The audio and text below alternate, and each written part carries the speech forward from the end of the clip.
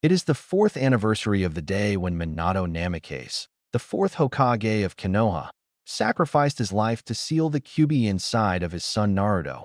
Although to the younger generation and those outside the village who don't know much about the ninja arts, it's defeat. Unfortunately for young Naruto, he was barely 30 minutes old from birth before he became its container. What most people don't know, the only other person knowing being Hiruzen Sarutobi, the 3rd Hokage, is that Naruto was able to meet the Kyūbi when he was 2, although he wasn't able to talk to it completely until he turned 3, which was also when he found out that he was Naruto Namikaze, son of Minato Namikaze and Kushina Uzumaki. When told to Hiruzen, and finding out how much he understood, the Hokage realized that like his father, and probably like Itachi Uchiha, a once-in-a-decade super prodigy. This made Hiruzen wonder if this means that Naruto might be the next sage of 6 paths, especially since a few legends state that his 3rd child was an Uzumaki, or the sage himself. Right now, Naruto was heading towards the Hokage's tower, where he would be the safest, because while most people have happy birthdays, his is rather to see if the villagers would let him live to see next day. The Hokage decided not to take chances by sending in a small squad of ANBU to watch over the boy because the villagers used that as an excuse to destroy him. He also had Ibiki Marino act like a bodyguard, or as he puts it, a babysitter, since nobody would have the nerve to mess with the head of the torture and interrogation department. As the awkward pair were walking, with the villagers and a small amount of ninjas, the ones that are civilian-born, and/or has members on the council, glaring at them from a distance, Ibiki kept that look on his face. The look that makes most ANBU wants to make sure they have a spare change of underwear on hand. He heard a small sigh from his charge. Geez, they call me names like demon and monster just because I was born on this day, and yet they are making the Kyūbi seem like better company. Naruto said, while Kyūbi gave a small thank you in return, agreeing completely after seeing what its container has to experience. Yeah, I know, kid. Ibiki said, impressed at how quickly the boy has been growing, yet at the same time, disappointed at the reason behind it. Yet when the time comes, you're going to have to decide whether to run and hide from the hate, or take a stand and face it in any way you can. Naruto gave an even bigger sigh. Before he could give a reply, a kunai with a tag landed between them. With alarms going off in his head, Naruto surprised Ibiki by quickly pushing Ibiki hard enough for him to stumble away just in time to avoid the explosion. When he recovered, he noticed that Naruto wasn't so lucky due to the amount of damage it has done to his body. When he got to the boy and turned him over, 6 ANBU appeared surrounding them, 5 acting like a barrier, while the 6th got started on treating him on the spot. When the medic opened his eyes, to their surprise, instead of the usual blue, they were a purplish gray with round circles spreading out like ripples, with a tomo inside the inner ring. And before I forget to mention it again, as in I wanna but I keep forgetting, I'm going to leave out the 6 paths part of Naruto's Rinnegan/Sharingan combo, mainly because that feature creeps me out on how they are made. In what could be considered a regular room for Naruto, to the displeasure of so many, he is currently lying in bed, still unconscious from taking the full brunt of the blast. Right now, he is being protected by 4 ANBU, 2 to guard the door and protect him from the doctors and nurses who would try to finish the boy off, and 2 in the shadows in the room to make sure none of the ninjas try to attempt any more assassinations. Ibiki gave them the orders needed to ensure Naruto's safety before leaving to inform the Hokage, while the ANBU medic left to gather the stuff needed, which the staff can't do a thing about because standing in the way of an ANBU and their goals is suicidal. Both a doctor and a nurse, individually, tried to get in under the guise of checking up on him, which didn't fool them one bit.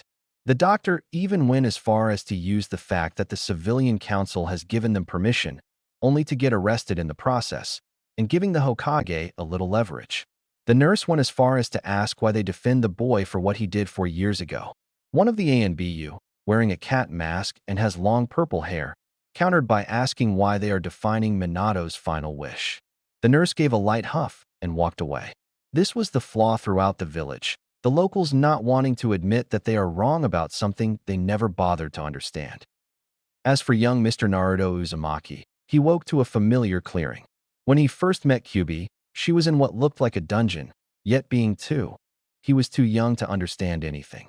By his third birthday, when he has proven himself to be a prodigy, by doing everything earlier than your average toddler, which involved being forced to grow up faster than most, he understood that nobody deserves to be locked up.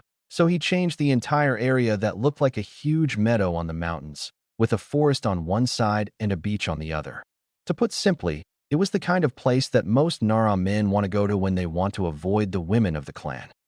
Usually he would find Kyūbi either sitting in the middle of the meadow, with a smile to as they greeted each other, or he would catch her sleeping on her back, paws spread out, her tail sticking straight out, and her tongue hanging out of her mouth, like how Naruto would find some of the Inuzuka dogs whenever the day seems nice for them. Sometimes he would either just lay down with his head on her belly or join her in a nap, or he would mess with her by rubbing her belly, which gained a pleasurable moan, something she would never admit to. This time she was giving him a sad look, sure he would live through this, like he would everything else, but still she is never happy whenever the blonde's visits are forced due to bigotry. Well, as much as I want to yell at you for that little stunt, I'll let it slide since it was done to save another life. Kyūbi said, plus considering what were to happen if those villagers think they could get away with attacking a ninja. Yeah, what would stop them from attacking other ninjas, especially Gramps? Naruto said, before looking at his friend.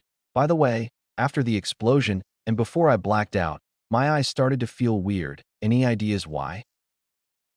Knowing that this question might pop up sooner or later, and wishing that it was much later, like say a few years, when he graduates from the academy, you have just awakened an ancient dojutsu and bloodline, which was also became prototype for another bloodline.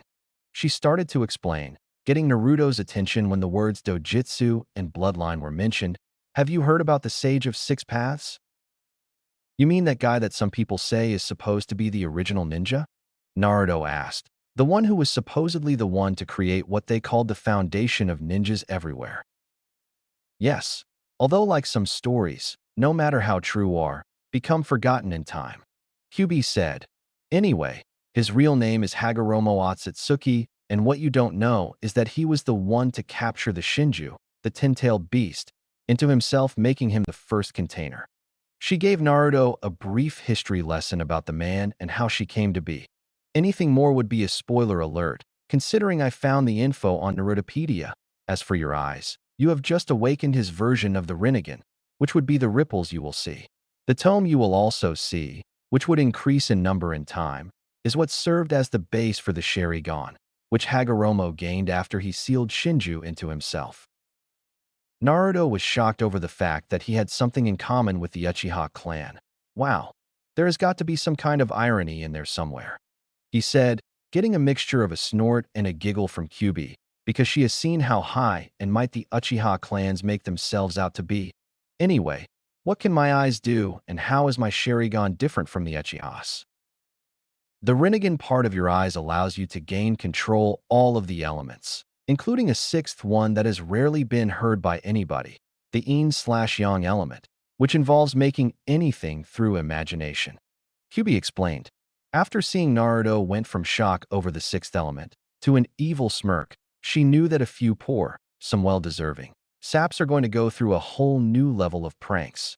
As for the Sharingan part, while you would be missing some of the strongest attacks that only the Uchiha can use, like you can copy all kinds of techniques, no matter what kind they are, and analyze your opponents. Yet the one thing that makes yours better than the Uchiha version is that it protects you from their eyes in more way than one, as well as see through even the strongest of Genjutsu. Naruto absorbed everything. So what you're saying is that I might be the next Sage of Six Paths? He asked, getting a nod in return. And did any of those abilities involve understand seals? Kyūbi shook her head. No. Good chance you have inherited it from your parents, she started to explain. Minato was considered a real once-in-a-blue-moon genius, especially when it comes to seals, and Kushina came from a clan where Fuinjutsu is second nature for them. Meanwhile, while this was going on, Ibiki is at the Hokage's office giving him the heads up. While he was angry that one of his own ninja would go as far as to use an exploding tag to kill him, not caring who they take out with him. Our medic has fixed him up enough. Don't worry, he should still be fine, and is still working on him at the hospital, and I have the ENBU keeping guard on the brat. Ibiki said, getting a relief sigh from Hiruzen. although this was before he threw him a curveball, especially with his new bloodline waking up, which is something you are better off seeing for yourself. Hiruzen was surprised at this because as far as he knew, the only thing that the Uzumaki clan had that would be considered bloodlines is their longevity and ability to control demons. Namikaze, on the other hand, were mainly ninjas with flair for and everything else. The only thing missing was a bloodline. And what happened to the ninja responsible? He asked, getting really sick and tired of people undermining his authority, especially the civilian council. Tell me you plan on giving that. I'm hoping you plan on giving him the works for what he has done and who has put him up to it. I will when the Ice Queens are done beating the tar out of him, considering how overprotective they are of the kid. Ibiki said, getting a shiver from the Hokage due to the fact that there are things more scary than paperwork. Deciding to change the subject, especially from remembering all the times whenever he got caught reading his students' works and came close to kiss a certain part of his anatomy goodbye. NBU, send word to all council members that there will be a mandatory meeting within the next hour, and they will be required to attend or else face Ibiki and Anko for insubordination.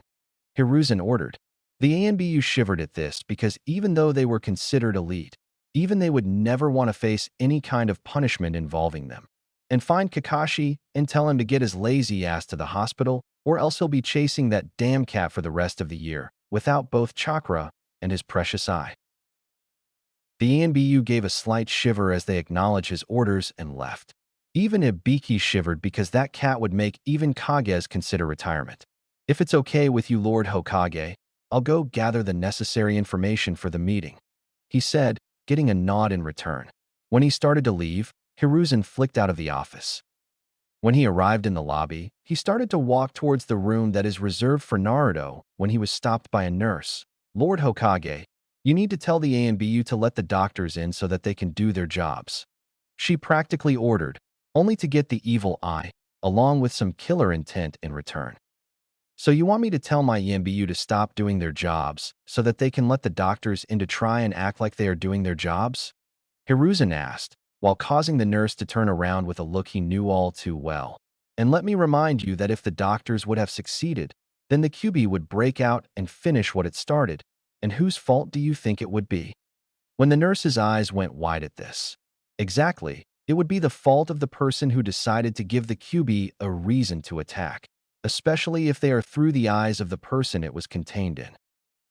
After sidestepping the nurse and reaching his destination, he came upon a commotion between the doctors and the ANBU standing between them and their intended target. Okay, I already have a good idea on what this about, and I do remember you too from the times I brought the boy in and you personally blew me away. The monkey Kage said, causing the two to sweat badly because they know that all those times of blowing off a Kage is going to bite them in the ass finally. So now I can say is that you are fired from the hospital, and I'll make sure you will never start a practice or work in one in this village until you can fully remember the meaning of the Hippocratic Oath and how it implies to everyone. You can't do that, you demon lover, one of the doctors said with a scalpel in hand, only to lose his head in the process. Now do you want to join your friend, or are you willing to walk away on your own power? The Hokage said. The doctor was shocked at what her colleague has done. She knew that he hated the boy with a passion, but she didn't know that it would be bad enough to where he would actually attack the Hokage in such a manner. Giving him a small bow and leaving, she turned to ask, why do you defend that thing? You know what it has done. This was when Kakashi came in. Oh, we know. That is why we are making sure that nothing happens to Naruto, he said, getting a glare from the woman. The question is what happens if you kill the boy and it turns out that not only has the Kyūbi has been released, yet you've also killed an innocent boy to make it happen? The doctor walked away with a lot to think about. The two walked up to the door. Get somebody to clean up this door and don't let anybody in, especially if it's somebody from the council, Hiruzen ordered, causing one of the ENBU to go to the morgue. They walked in just as Naruto was just starting to come around. Hiruzen took a seat nearby while Kakashi stood in front of the bed, both hoping that Minato's legacy is okay. When his eyes opened, both gasped in shock when they could see that Naruto's eyes were different.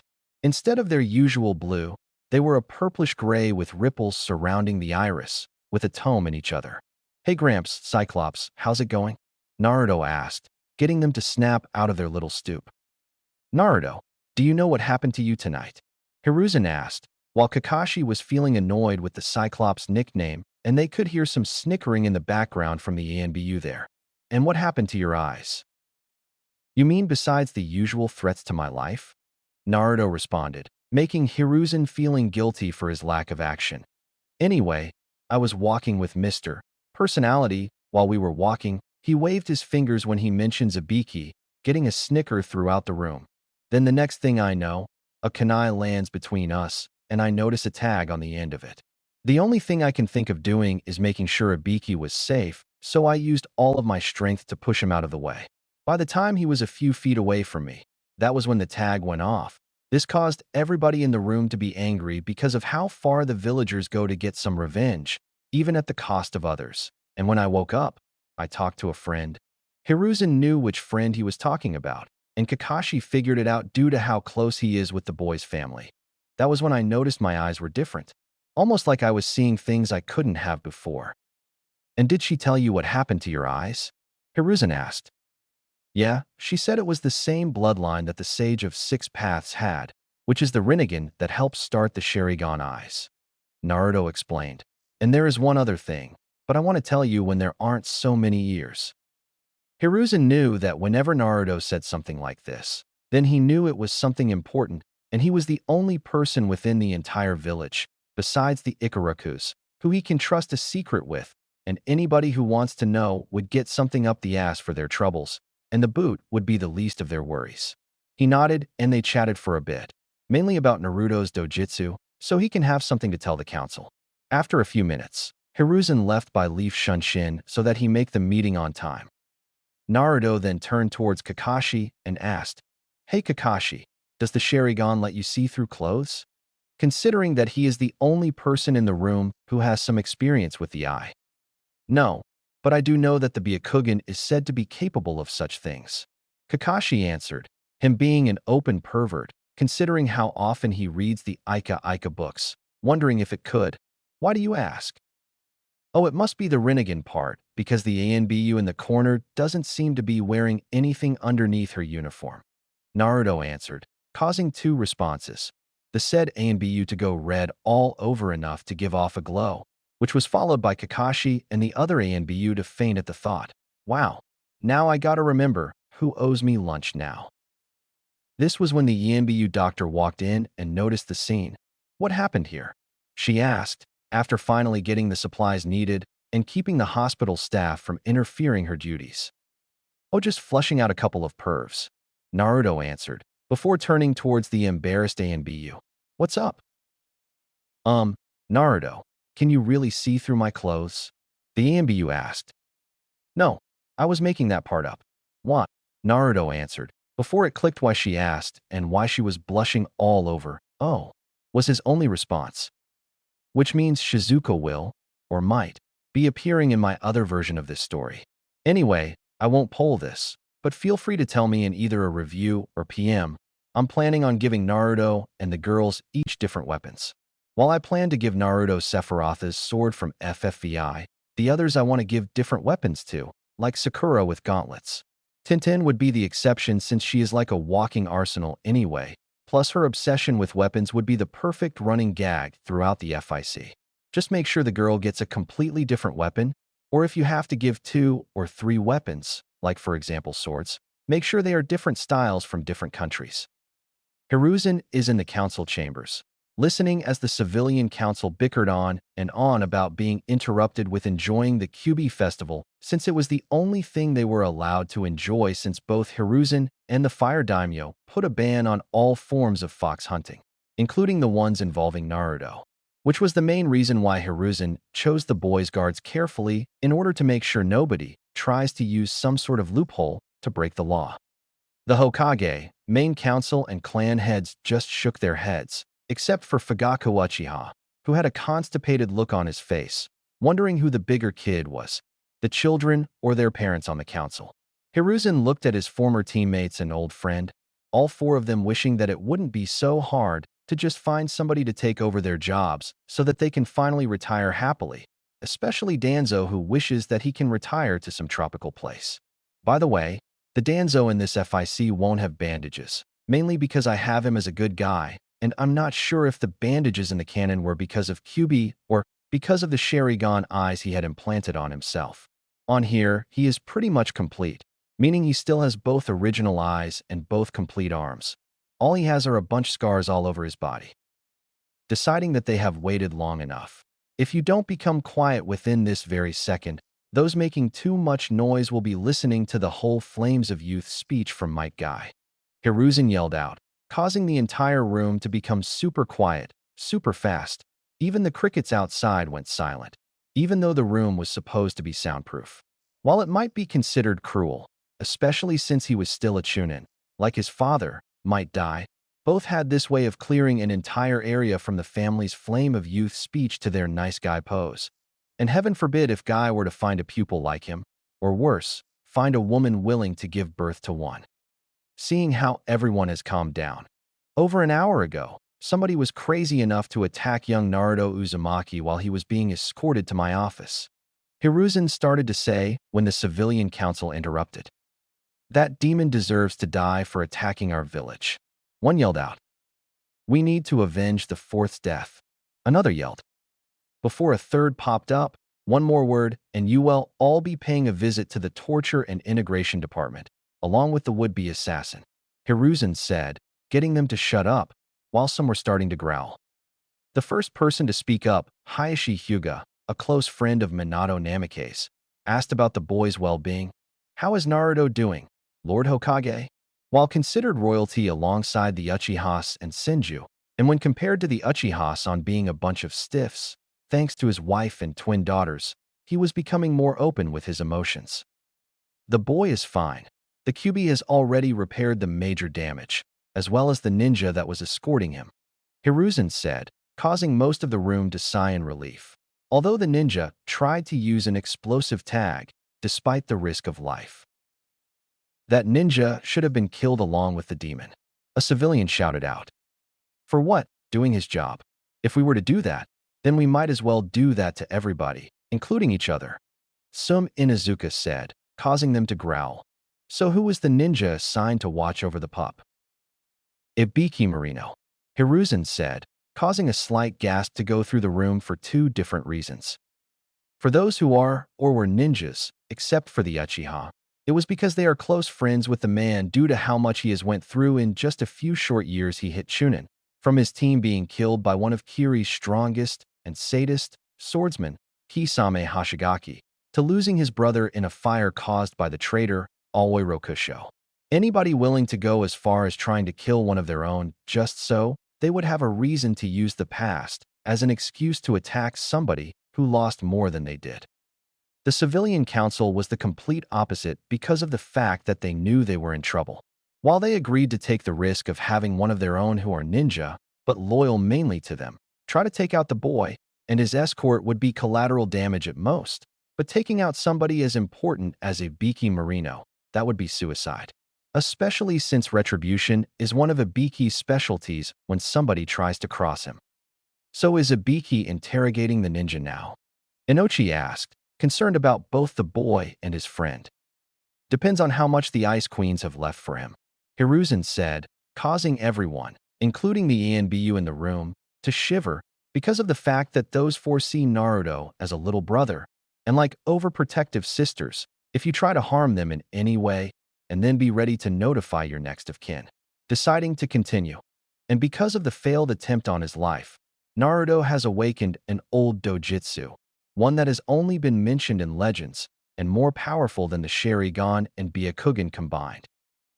This got everybody's attention, especially the civilian council, most of which don't like the idea of the demon becoming any stronger while the rest see potential in gaining more power, and Fugaku, due to him and his clan soaking in the fact that they have the most powerful eyes in the world. Shikaka Nara, the Jonin commander, and head of a clan full of lazy-ass geniuses, or at least whenever their wives don't catch them sleeping on the job, spoke up. Naruto got the Rinnegan, he said, while thinking Minato, Kushina, your son is making you both seem less troublesome. This definitely got every ninja and ex-ninja's attention since the Rinnegan became as mysterious as the Sage of Six Paths. Everything about the man died just as he did, as well as those that knew him personally or knew of him during that time period. Although that never stops Naruto and Jiraiya, his most loyal student and supplier of his favorite books, from making cracks about Hiruzen's age. Not just any Rinnegan, but one that helps starts a clan. Hiruzen said, causing most of the clan heads' eyes to pop out of their skulls, while Fugaku was seething in anger. That's right, Naruto has the Rinnegan that also served as the prototype for the Sharingan. Meanwhile, Naruto is at the hospital talking to Ayame, daughter of Tuchi, owner of Ichiraka's Ramen, telling her about that prank on Kakashi. She was laughing hard because the boy was not afraid to exploit a person's weakness when it comes to pranks. She laughed harder when he told her how he accidentally made up a truth, and that Kakashi and that one male Anbu fainted again when the female Anbu accidentally blurted out the truth. While Ayame might have a small crush on Kakashi, the one thing that irritated the hell out of her was that he always read those perverted Ika books when he isn't busy. Besides a usual visit to the boy, Ayame was there to deliver some ramen to the boy with the Hokage's blessing, mainly to annoy the hospital staff. While people have considered hospital food to taste so bad that it just might kill you, the staff tried to make it lethal for the boy by pouring some poison into his food, which proved unsuccessful since the Kyūbi helped not only remove the toxin, but also immunity to it to avoid a second attempt. Said staff responsible for the deed was executed, despite the attempted intervention of the civilian council, claiming that they were doing the village a service by trying to avenge the fourth. So Naruto, what happened to your eyes? Ayame asked, curious about how his eyes went from ocean blue to ripple purple. Thinking about his words carefully, especially when it involves Kyūbi. It's a family bloodline, something that I need to be careful on since those stupid villagers would try harder to get rid of me. Naruto said, causing everybody in the room to shake their heads. And since this bloodline involves my eyes, that means I'll probably have the Uchihas and the Hyugas to deal with. While Ayame tried to keep the boy's spirits up, the Anbu in the room were thinking something differently about what the boy just said earlier. Right now, the only Hyugas the boy might have to deal with are those of the main house and the clan elders, while Hayashi might be more acceptable, considering what his wife would do to him if he didn't.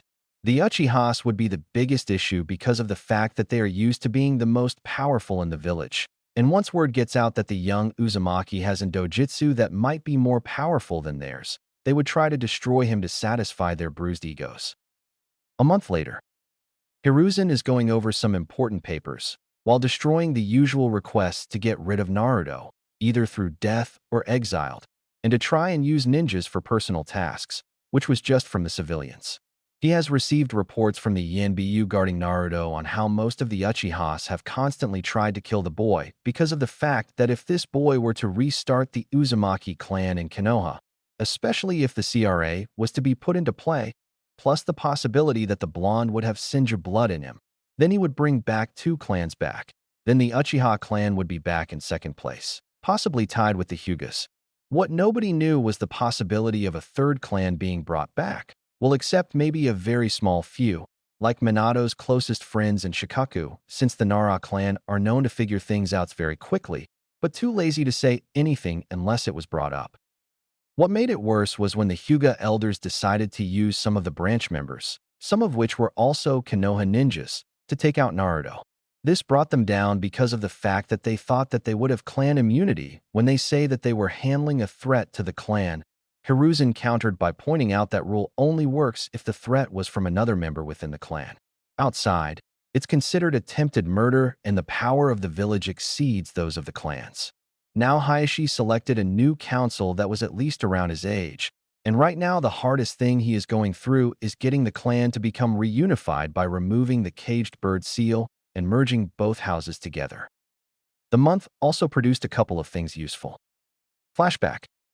It was the day after that Naruto was put in the hospital and Hiruzen was waiting for the boy to show up at his office, along with Yugao and Itachi, who were making sure that the boy showed up in one piece. The one thing he is getting sick of are people going behind his back to attack Naruto in the name of Minato, while also the civilian council trying to see what loopholes they can exploit. Right now, With all the power the civilian council has, he can't help but wonder if they threw in a few laws between Minato's fall and his return to the seat. So he has his two former teammates going over the laws to see if anything seems out of the ordinary in order to balance things out again. Plus, thanks to the info that Ibiki from the would-be assassin, the council member that orchestrated the whole thing lost all their power and is now going to be in prison along with those company of those who aren't afraid to get their hands dirty in more ways than one. A soft knock was heard. "Come in, Naruto," Hiruzen said. When the boy came in with his escorts. "Hey, Gramps, how far are you in that book?" Naruto asked, not resisting the urge to put the old man on the spot. Hiruzen felt a slight shiver when Yugao and the other female Anbu were giving him a look that promised some kind of retribution, whether he is innocent or not.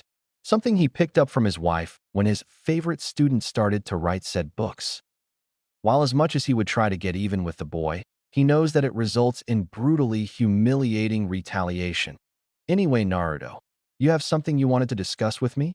Hiruzen said, trying to get the attention off of him. "Yeah, but like I said," Naruto said, knowing that his adopted grandfather would understand the meaning. Hiruzen nodded his head at this. "Anbu, give us some privacy, including all of you in the shadows," he said, causing puffs of smoke to appear at where they were located at, after activating the privacy seal. "So Naruto, what was that one thing you didn't want to discuss in front of others?" Naruto gave a deep breath, knowing that even though the old man knows about the whole truth behind the attack, about how Madara Uchiha came along and destroyed Konoha, but also destroyed his family and had a big hand on why he was alone in the world, yet what he had to say might be past too much. "I think I can bring the Kyūbi out without killing the both of us," he said, while beginning a countdown inside his head. When he got to 0, "Naruto, are you crazy? You know how crazy the villagers will get if the Kyūbi gets out," Hiruzen said out of concern, not just for Naruto, but for Kyūbi as well, since she was basically not only keeping the boy alive, but also his closest friend, since most of the parents try to keep their kids away from him, even if it does prove that you are both separate beings. Seeing that the old man is done ranting.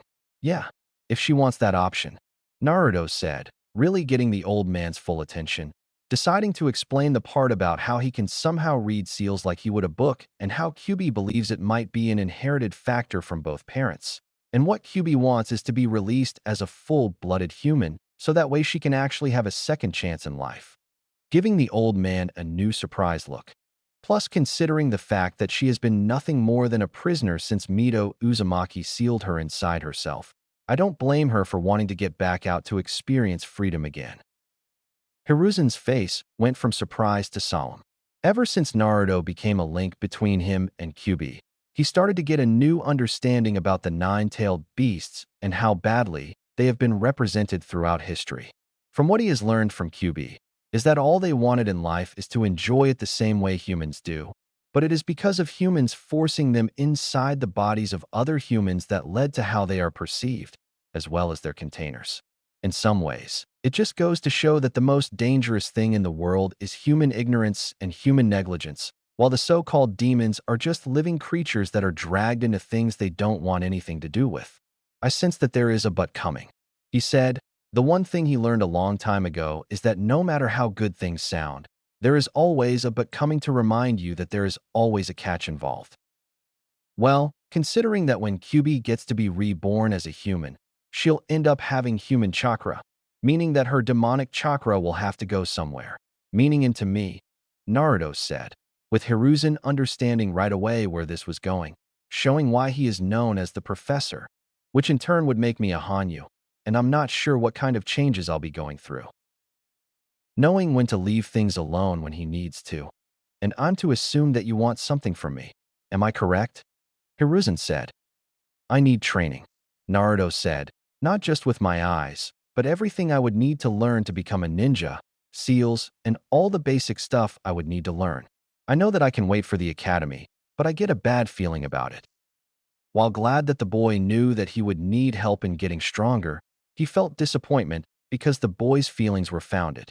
Before he came back into power, the civilian council took over the academy and made a whole bunch of ridiculous changes, making it friendlier towards their kids, while making it seem like child's play to those from ninja clans or have parents who are ninjas. What made it more ridiculous was when they replaced a good portion of the interest classes like Fuinjutsu and Kenjutsu for things like etiquette and flower arrangements for the girls. And considering how a good portion of the village feels about Naruto, chances are the council will try hard to sabotage the boy's progress, so that way he would become an easy target for anybody. Okay, I'll make the arrangements, Hiruzen said. If that is it, would you please tell the ANBU who were on guard duty to come back in? When the old man went back to his paperwork after canceling the jutsu, Kyūbi told him the perfect prank that would make the old monkey crack. Hey, by the way, a friend of mine told me that they've seen the fourth do some kind of clones to do the paperwork, although I thought clones were just illusions, Naruto said. Hiruzen knew what clones Naruto was talking about. Oh, you mean the shadow clone jutsu? He said, smiling at the boy's never-ending quest for knowledge. While you normally would be right, but shadow clones are completely solid. Yeah, but wouldn't he have to read the papers anyway to find out what they said? Naruto asked, knowing what the next answer would do. Oh no, the memory of the clone gets passed on to the owner, Hiruzen said, before the smiling face dropped to a grim face when it clicked on what Minato's secret was. Luckily, Naruto already stepped out to tell the ANBU to give him a few minutes when Minato, you sneaky son of a bitch. Flashback ends. After using every curse he could think of, while also making sure to not reveal any secrets that can get the boy into even deeper trouble, he made arrangements for the boy to start his training earlier than most clan prodigies would. From Itachi and Kakashi helping with his dojutsu and ninjutsu, all the way to help from the wives of the clan heads teaching everything he would learn if Minato and Kushina were still around. The ramen obsession, completely inherited from both. He even taught the boy a few things, along with some of basics on seals, considering that the best teacher for the job is Jiraiya, as long as he isn't too focused on his research. Thanks to Naruto learning the shadow clone technique, his training went faster than it would most of his lifetime. This was when a familiar knock was heard. Come in, Naruto, Hiruzen said, when the boy came in with a big smile. So I take it that today is the big day. Yeah, I'm ready to set Kyūbi free, Naruto said. Yeah, I'm ready to set Kyūbi free, Naruto said. But before I start, I need you to do two things for us that are pretty much connected, he said, getting a small nod from the old man.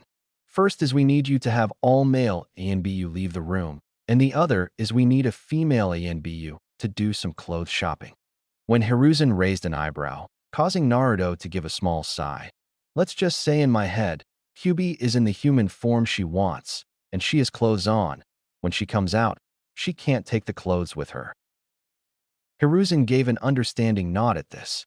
No matter what form the Kyūbi will be, if there are a bunch of males around when a naked little girl literally pops in, all hell will break loose, especially from the Ice Queens, who somehow tend to think all males are perverts, at least the adult ones. And you too trust me?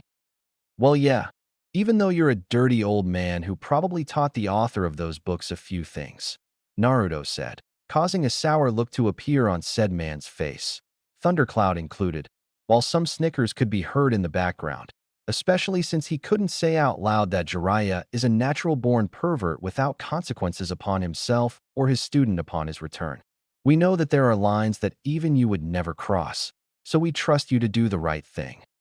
While he is glad that his other student, Orochimaru, wasn't mentioned, especially since nobody knows what team he plays for when it comes to romance, at the same time, he can't help but feel disappointed about the darkness the village contains, like how the people that had high hopes for Orochimaru took their disappointment on Anko when his intentions were revealed just before he became Konoha's most dangerous missing nin.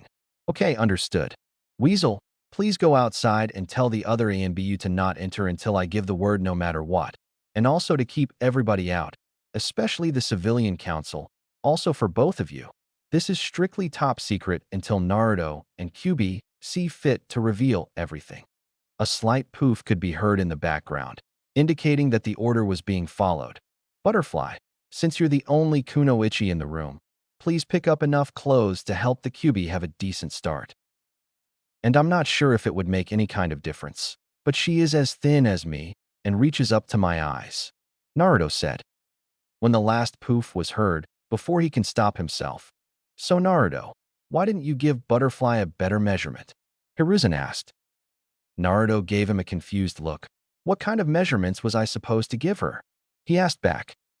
Before he can answer that, he remembered that while Naruto is smart for a 4-year-old, he is still too young to understand some things, or allowed to learn without consequence, especially when it comes to the human body. And since Kyūbi will be coming out the same age as him, the only main difference between the two biologically would be between their legs. Slap his hand met his face when Hiruzen realized two things. One, by asking Naruto about Kyūbi's measurements before they start to change at puberty, he almost gave the blonde the talk earlier than he should. While two, both question and answer make him sound like the worst kind of enemy, a pedophile. "Never mind. Something you aren't ready for at the moment," he said, hoping both Naruto and Kyūbi would forget all about it when the time comes for nature to change a few things. While on the outside, Naruto was keeping a cool head. On the inside, Kyūbi was having trouble due to all of the laughing she was doing right now. What just about everyone in the village don't know is that Naruto knows way more than he should for his age, even a little bit about the difference between the bodies of boys and girls, and how they change at certain point in the future, thanks to him accidentally finding one of Kakashi's Ika books that fell out of his pouch, and Naruto was the one to find it. While Kyūbi only gave him the basics, promising him that he wasn't ready to learn how to fully understand what else their private parts are used for other than peeing. When Kakashi returned to reclaim his book, he knew that the Ice Queens and anybody close to Naruto, especially the female portion, would make him cease to exist if they started to think that there is another Kakashi in the making.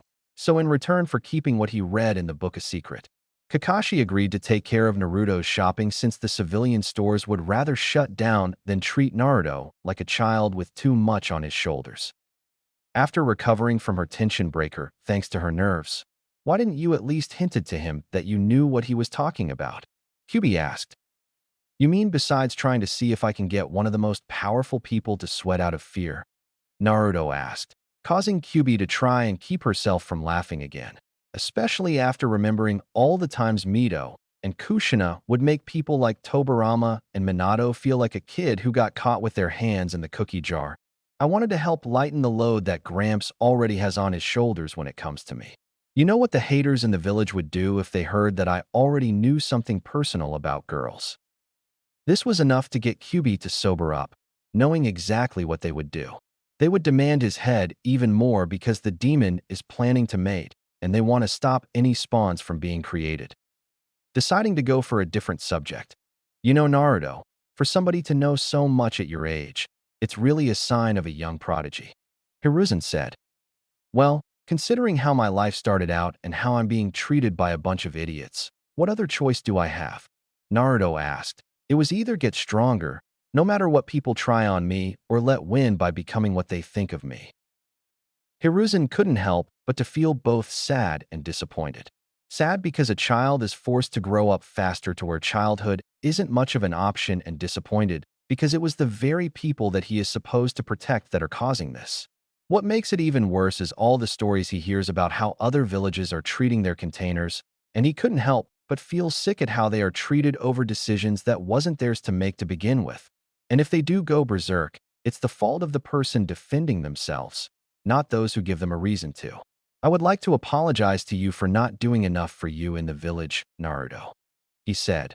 "And you know the reason why I never revealed your heritage to the village was to keep your father's enemies from attacking us when we were at our weakest.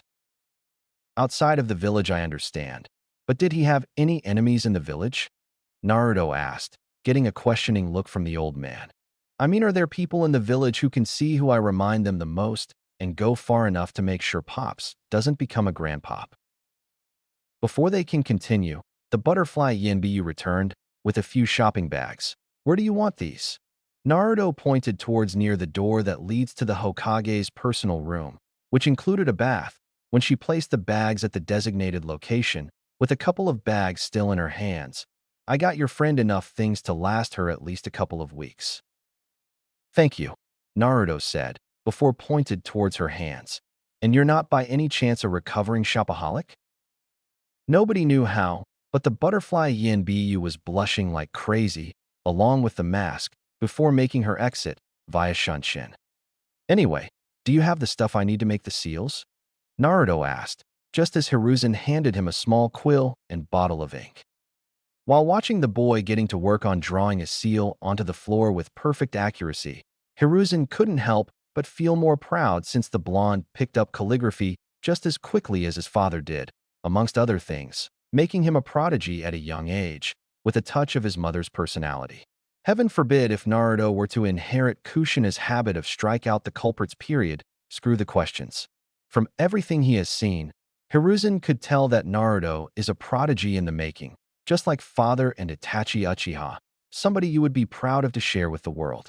The only major thing keeping him from reaching his true full potential are the bigot villagers who can't seem to move on from their losses and making Naruto seem like the cause for it, with the civilian council making things worse because they get to make money off of the boy's misery and try to find if there are any loopholes in the law they can exploit and keep the oppressors out of jail considering the boy is under their jurisdiction.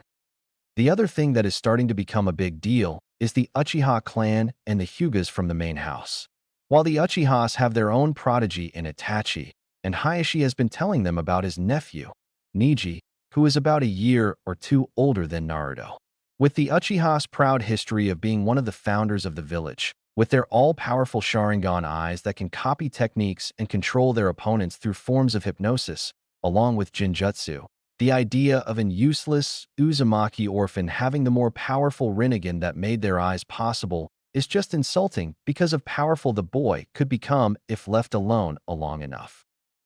The main branch of the Hyuga are probably just as bad, if not worse, than the Uchihas considering how most of them treat their families like servants and thinking that they are royalty while the rest of the village, including the Hokage, should be worshipping the very ground they walk on. Right now they are steaming because not only were the elders detained for being considered a threat to the village, all because they sent some branch members after a boy because he has the true ultimate dojutsu, but also said boy is being protected by the Hokage, their own clan head, Hayashi, and most of the ninja clans, minus the Uchiha.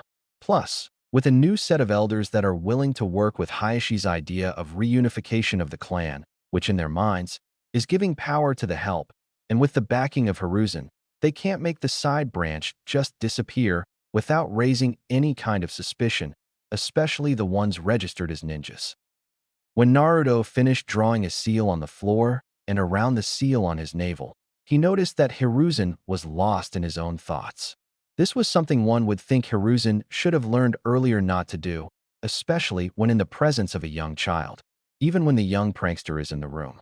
While Naruto knew everybody's weakness through their habits, he also knew a little something about their fears, and for a dirty old man like Hiruzen, his greatest fear is when the strongest anti-pervert goes into pervert elimination mode. Look out, Gramps. Tsunade is about to turn you into wall paste. He yelled out. This had two effects from Hiruzen, one being that he screamed like a little girl, something that Naruto is never going to let him forget about, the other being a really foul smell filling the room. When he recovered, realizing he has been had, just before he can yell out at Naruto, he felt that his chair was a little saggy. After getting a good whiff, he realized why and vanished in a poof of smoke to get a clean pair of shorts. A few minutes later, he returned with a clean ass, but the red in his face pretty much said he was mad over how embarrassed he was that he was outsmarted by a boy who hasn't even started school yet. Naruto, why did you do that? Hiruzen said, trying hard not to blow his top. What? I was about to tell you that I was finished with the seals and you were stuck in your mind. You know how hard it is to get you out of it, Naruto answered, causing Hiruzen to just feeling embarrassed, with a hand behind his head, because he knows what he said was true. What else was I supposed to do? Start another bonfire with those books. Now Hiruzen went from red to white because the last time he did that, not only did some of the men wanted to kill the boy for such demonic acts, some of the young women became big supporters of his, considering how much most of the female population hate those Godawful books and protected him from the men. While sure, some of those girls are now nothing more than acquaintances to Naruto, yet now they do a little more to make sure the blonde never has a reason to be like the container in Suna. So Naruto, are you ready to begin? Hiruzen asked. The boy gave a small nod. Yeah, And I hope you have a few E&BU ready outside the building in case somebody wants to take another shot at me," Naruto said, before doing about 50 seals, which led to his hands to start glowing. "Okay, brace yourself." When Naruto placed one hand on his navel and the other on the floor, both started to glow, before a bright light started to form into something solid on the floor. What was really getting Hiruzen's attention was what looked like chakra of multiple colors were being drawn from thin air, different colors, like as if the world is helping to give Kyūbi a second life. About half an hour later, when the light got brighter and started to go from a small lump to taking the shape of a small human, obviously a girl due to the long hair that developed a few minutes earlier. When the light finally died down into the girl, the movement coming from her upper body indicating that she was taking her first of fresh air for the first time in a very long time, since Mito Uzumaki became her container. When she stood straight up, her lids opened to reveal a pair of hazel eyes, with her fiery red hair reaching down to cover her, but which was the only thing being covered because, like Naruto said, the only suit she was wearing at the moment is her birthday suit. After taking a look around at her new, now permanent surroundings, she found what, or rather whom, she was looking for. Breaking in her new legs, she tackled the blonde to the ground, yelling out "thank you" like a machine gun firing. While Naruto was a bit oblivious about Kyūbi being nude, he was still blushing due to instincts that only his body seems to know. Kyūbi, as much as I'm enjoying this, would you please put some clothes on?" Remembering who else is in the room, and turning her head enough to see where he is, she realizes that with the position she was in, she was giving him a good view of her, but in a certain part of her anatomy. Even though he would never think of such vile things about children, it was still embarrassing as hell for her to be in such a position. So, after becoming redder than a tomato, jumped to her feet and ran towards the empty, grabbing the bags that the ENBU dropped off. While Naruto was slowly getting back up onto his feet, the smile on Hiruzen's face just grew a bit, because no matter how young the prodigies are, sometimes strength of heart can overpower anything. As much as he would want to put Naruto on the spot, some of his jokes would go over his head, and if he were to ask any of the Ice Queens, Sum, or any of the clan wives, they would things to him that Kushina herself have promised to do to him whenever she had her girly moments, especially when it came to Minato. While he can't use anything that would be found in his students' books, he can still act like the grandfather figure that most people see him as, especially those who tend to fall under the villagers' prejudice, which never seems to end, ever. "So Naruto, how does it feel to be hugged by a girl?" he asked, which caused the boy to become even redder. "It felt nice, but I feel weird for some reason," Naruto said, giving him the typical response of any child. No matter how mature the child can be at a young age, when it comes to certain feelings, they can still be clueless on how to deal with them. Hiruzen gave a small chuckle at this, especially when it came to remembering all the times he had to keep his sons on the straight and narrow when it came to girls. "Don't worry, my boy, those weird feelings will turn out to become something wonderful," he said, while picturing how Naruto would react if by some chance the council tries to force Naruto into the CRA after they decide that it would be better to preserve an ancient bloodline, while also hoping to use their own daughters to help obtain more control over a village that is supposed to be run by shinobi. "Hope I don't end up like that old coot I met at the hot springs," Naruto said. Hiruzen couldn't help but chuckle at the memory of how Naruto first met Jiraiya, Toad Sage and self-proclaimed super pervert, and his godfather. While Naruto knew who his godparents are, and that they were supposed to take care of him if anything were to happen to keep his parents from raising him themselves, like death, and he said that they would have to earn his love and respect, as well as forgiveness for leaving him to the wolves just to pursue their own endeavors. What Naruto was referring to was when, after he finished his training session with Itachi and Kakashi, when they decided to treat him to a day at the hot spring, while also threatening the person there what were to happen if she were to deny Naruto in any way. After getting settled in, they heard a slight giggling in a tree nearby, which after looking was Jiraiya doing his research. Due to Naruto's innate ability to pull a fast one, he found a small pebble and, thanks to his wind chakra, sent it flying into the man's butt, which in turn caused him to leap off of the branch he was on and into the women's side of the hot springs. That was how Hiruzen and most of Konoha knew that he was back. when they hear the girly scream of pain that only occurs when the super pervert gets busted and has to pay a price. When he was thrown out after getting pounded, Jiraiya chewed out the boy for getting him caught, while dusting himself off, only for Naruto to add insult to injury by using the women's maternal instinct on him by doing the hurt children bit, making it sound like he was being threatened by the oldest man in Springs, resulting in a hand to reach out, grab Jiraiya by hair, and yanked him back into the other side of the fence, going for another round of femme fatale, this time making the first one seem like nothing more than a playground brawl. After recovering and meeting the old man, Jiraiya was finally able to realize that he has been played twice by the son of the two that he loved as children, even though they had the same habit of busting his chops about his favorite pastime. Learning about Naruto's life from after Minato's death to when he gained the original Rinnegan, he realized that dropping off gifts and hoping he would get the money he sent him to live off of wasn't enough, especially since too many people thought they had the right to get revenge on a boy whose only real crime was being born when life was being lost, and forced to carry a burden that the rest of the village would be too much of a coward to accept. Right now, Jiraiya is on the lookout for Tsunade and her protege, Shizune, back to Konoha, along with the promise of calling in a debt she owes Hiruzen for letting her wander in her own misery for so long. Don't worry, Naruto. As long as you give people the respect they deserve, especially girls, then in the long run, they will be more than glad to return the favor, Hiruzen said, although he was pretty sure that if Kushina was still alive, then she would make extremely and lethally sure that her boys would never become the next Jiraiya. Kakashi, he would have been pounded into the ground if he was crazy enough to read said man's books in front of her. This was when Kyūbi came back, wearing a simple white sundress with blue sandals on her feet. With a good look, some people could say she could pass for a girly version of Kushina, considering how much of a tomboy she described herself as when she told stories of her life in Yuzushio. When he watched Naruto looking at her with some kind of interest, especially since he probably has no idea what, he couldn't help but think back when Minato and Kushina, which was like this, but a big age gap between the two. Wow, Kyūbi, you look really pretty, Naruto said. Kyūbi's face became hidden under the hair to help hide the blush that was starting to appear on her face. Thank you, Naruto, she said. Hiruzen couldn't help but feel like a small case of déjà vu hitting him, the difference being that Minato had trouble shutting up to the point where Kushina's fist shut him up before his foot could. Getting back to business. So when is Naruto supposed to absorb your old chakra? He asked the pair.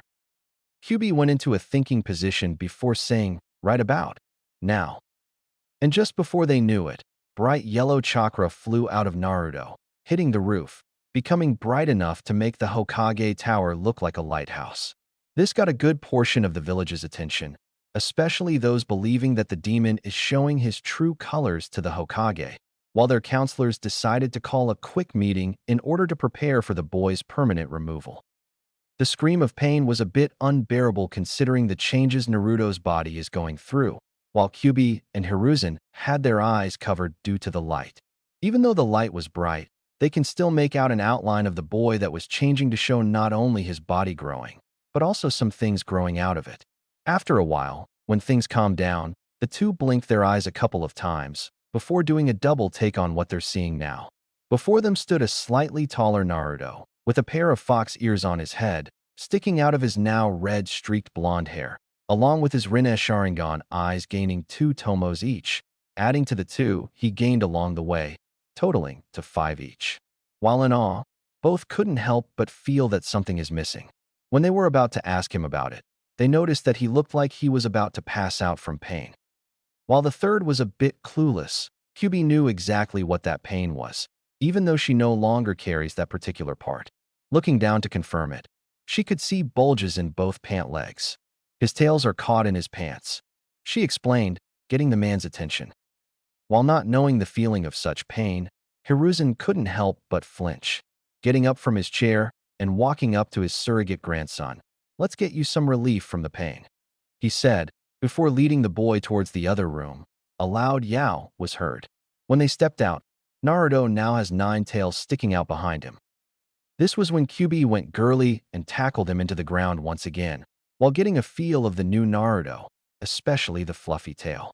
Hiruzen chuckled because he can picture that being Kushina before she threatened retribution towards anybody who would say a word of this outside the office. Deciding to get back to business, he gave a small cough, causing Kyūbi to jump back onto her feet, blushing for her moment of weakness. "So Naruto, how do you feel?"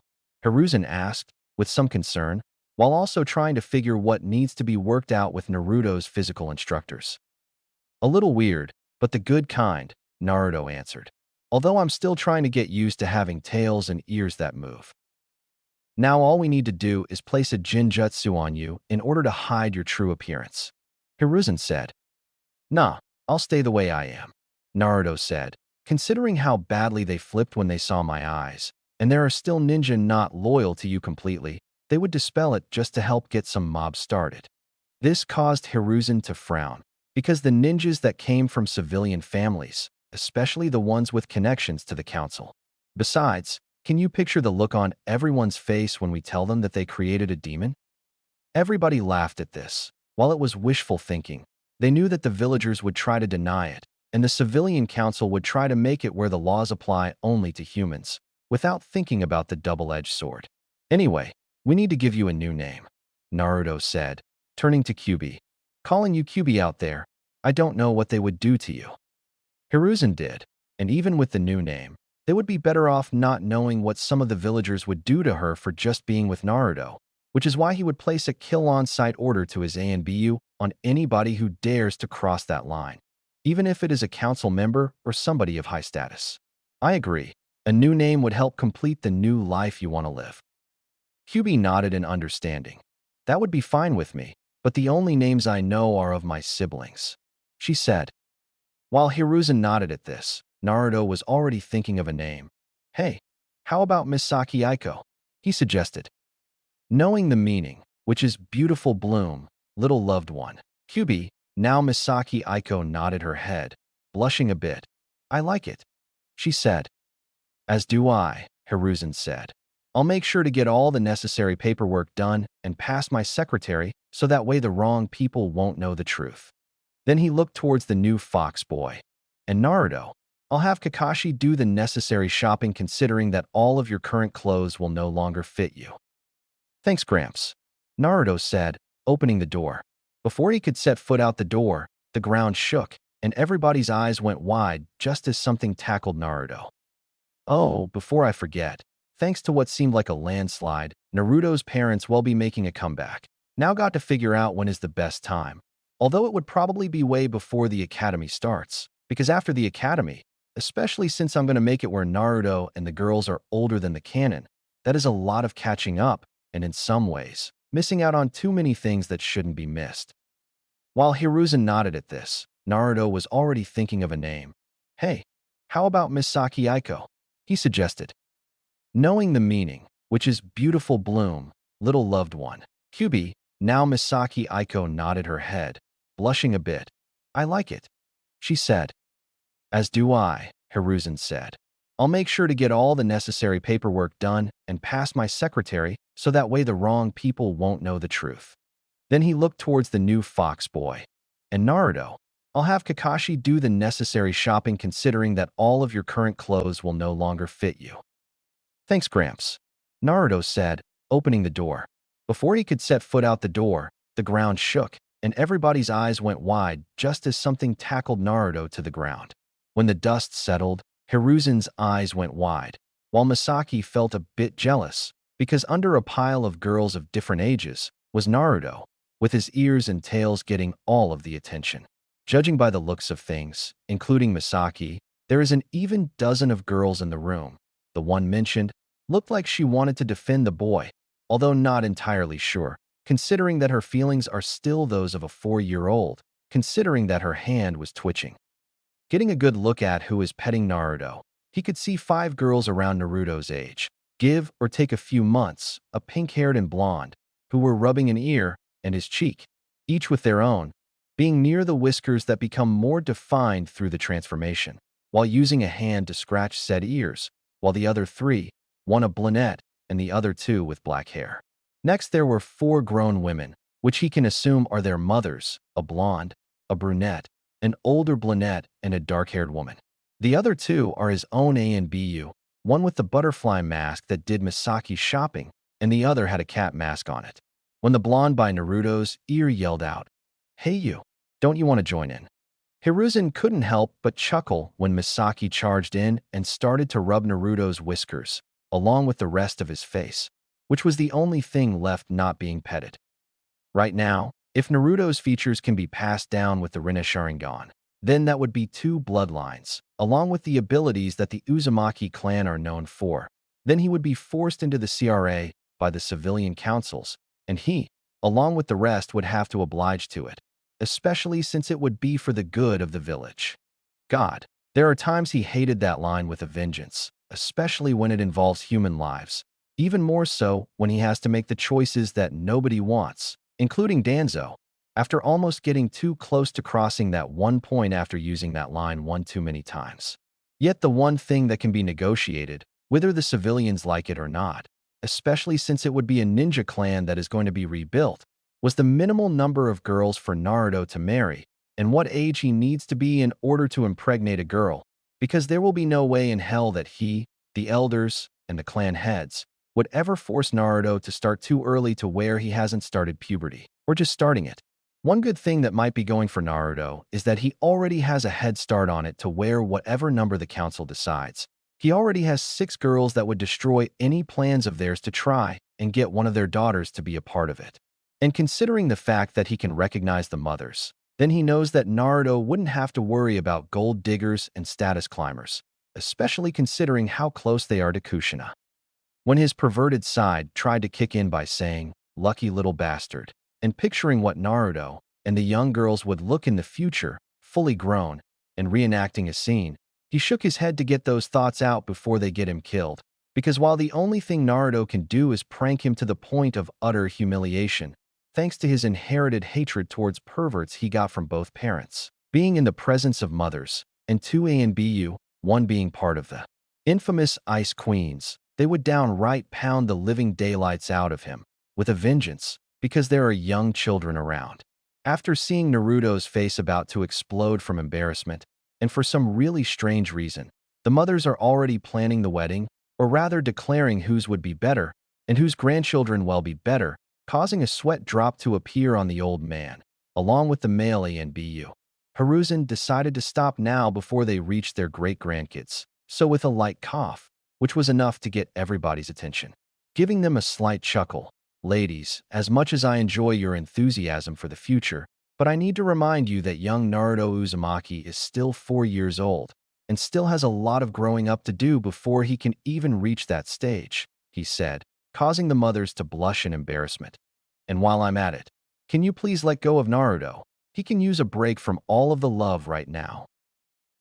Seeing how Naruto was red, from the tip of his ears to the tip of all 9 of his tails, and the fact that he looked like he was about to faint, with a slight they all let go and returned to their feet, with a little help getting back onto his feet by the 2 Yanbiyu, with the young girls standing on both sides of Naruto, forming part of a circle, while the mothers forming the other part.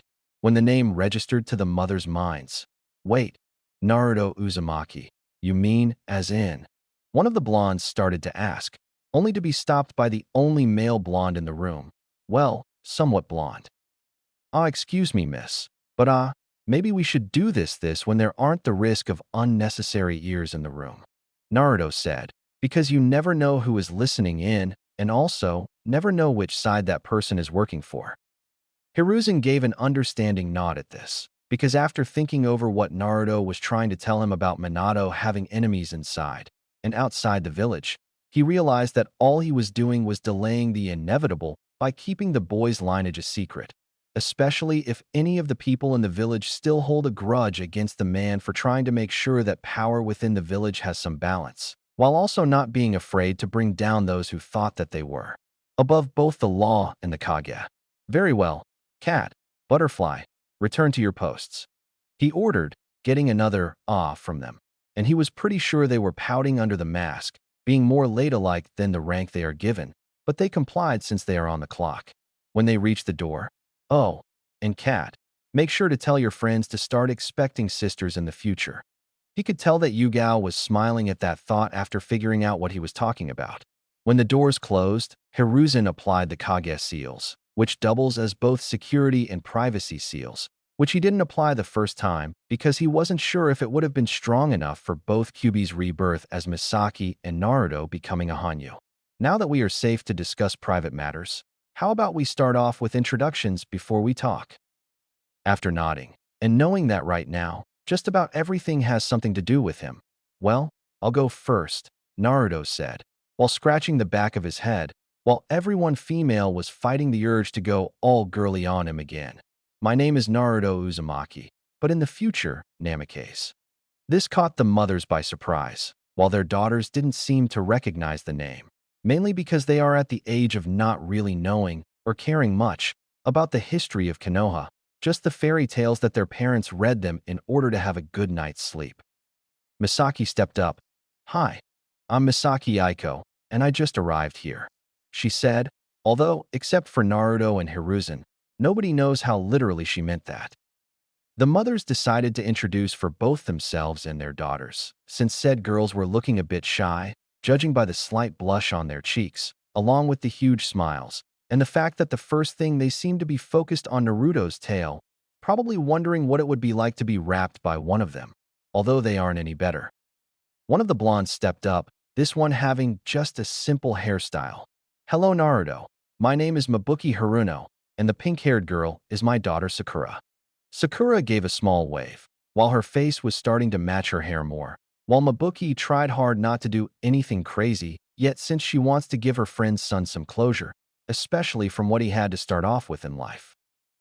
The brunette walked up next, looking a little shy, and after noticing that her eyes were pure white, no pupils whatsoever, meaning that she is a Hyuga, and getting a good look at two of the girls on both sides of him, that have the same eyes, and one of them having a matching hair color, and he couldn't help but flinch a bit since his previous encounter with Hugo were far from pleasant, even though the ones attacking him were branch members who apologized for attacking him, especially since his eyes posed a threat to the order of things in the village. Seeing the flinch, she knew that Hayashi would have to also apologize personally to the boy for what went on behind his back. Giving him a slight bow. Hello Naruto, I am Asami, translation, Morning Beauty, name courtesy of Creed Razor Reaper. Thanks man. Hyuga, and the two girls on your sides are my twin daughters, Hinata and Hanabi, pointing to each girl when saying their names, so that he would know which is which, causing Hinata to touch her fingers, and Hanabi was getting ready to live up to her name judging by size of her smile, and the wave she gave, both blushing a bit more. And also, she continued, although her eyes started to water up, I would like to apologize on behalf of my husband, Hayashi, who is the clan head, and the Hyuga clan for what our elders tried to do behind his back, by trying to kill you for something just because of their own fears.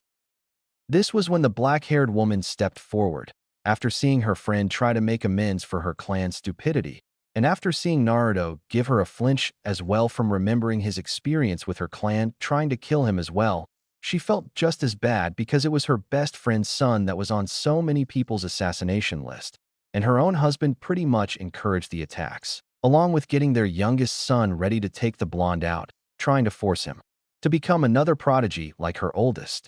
I would also like to apologize as well, Naruto, for what my clan has tried to do because of their wounded pride over who has the better eyes. After seeing Naruto calming down and looking like he has his mother's sense of who is lying or not, my name is Mikoto Uchiha, and the girl on the end is my daughter, Dawn. Said girl, who was pretty much the mini version of her mother, just gave a small nod, while trying to hide her blush, and unlike most of our clan, myself, along with Dawn, and my eldest son, Itachi, don't believe in the fact that our eyes are what makes up great. Taking a look at the two women, who he can tell are strong, but are right now looking a bit fragile because of actions of those with too much power, Naruto knew what needs to be said. You're forgiven, he said, and watching as their heads shot up, with the spark of hope shining in their eyes. I know not to blame everybody for something that a bunch of bullies have done. I don't want to be like those people who keep blaming me for everything that goes wrong. The final woman, the brunette with her hair in a bun, and sporting a regal look, walked up and gave a respectful bow.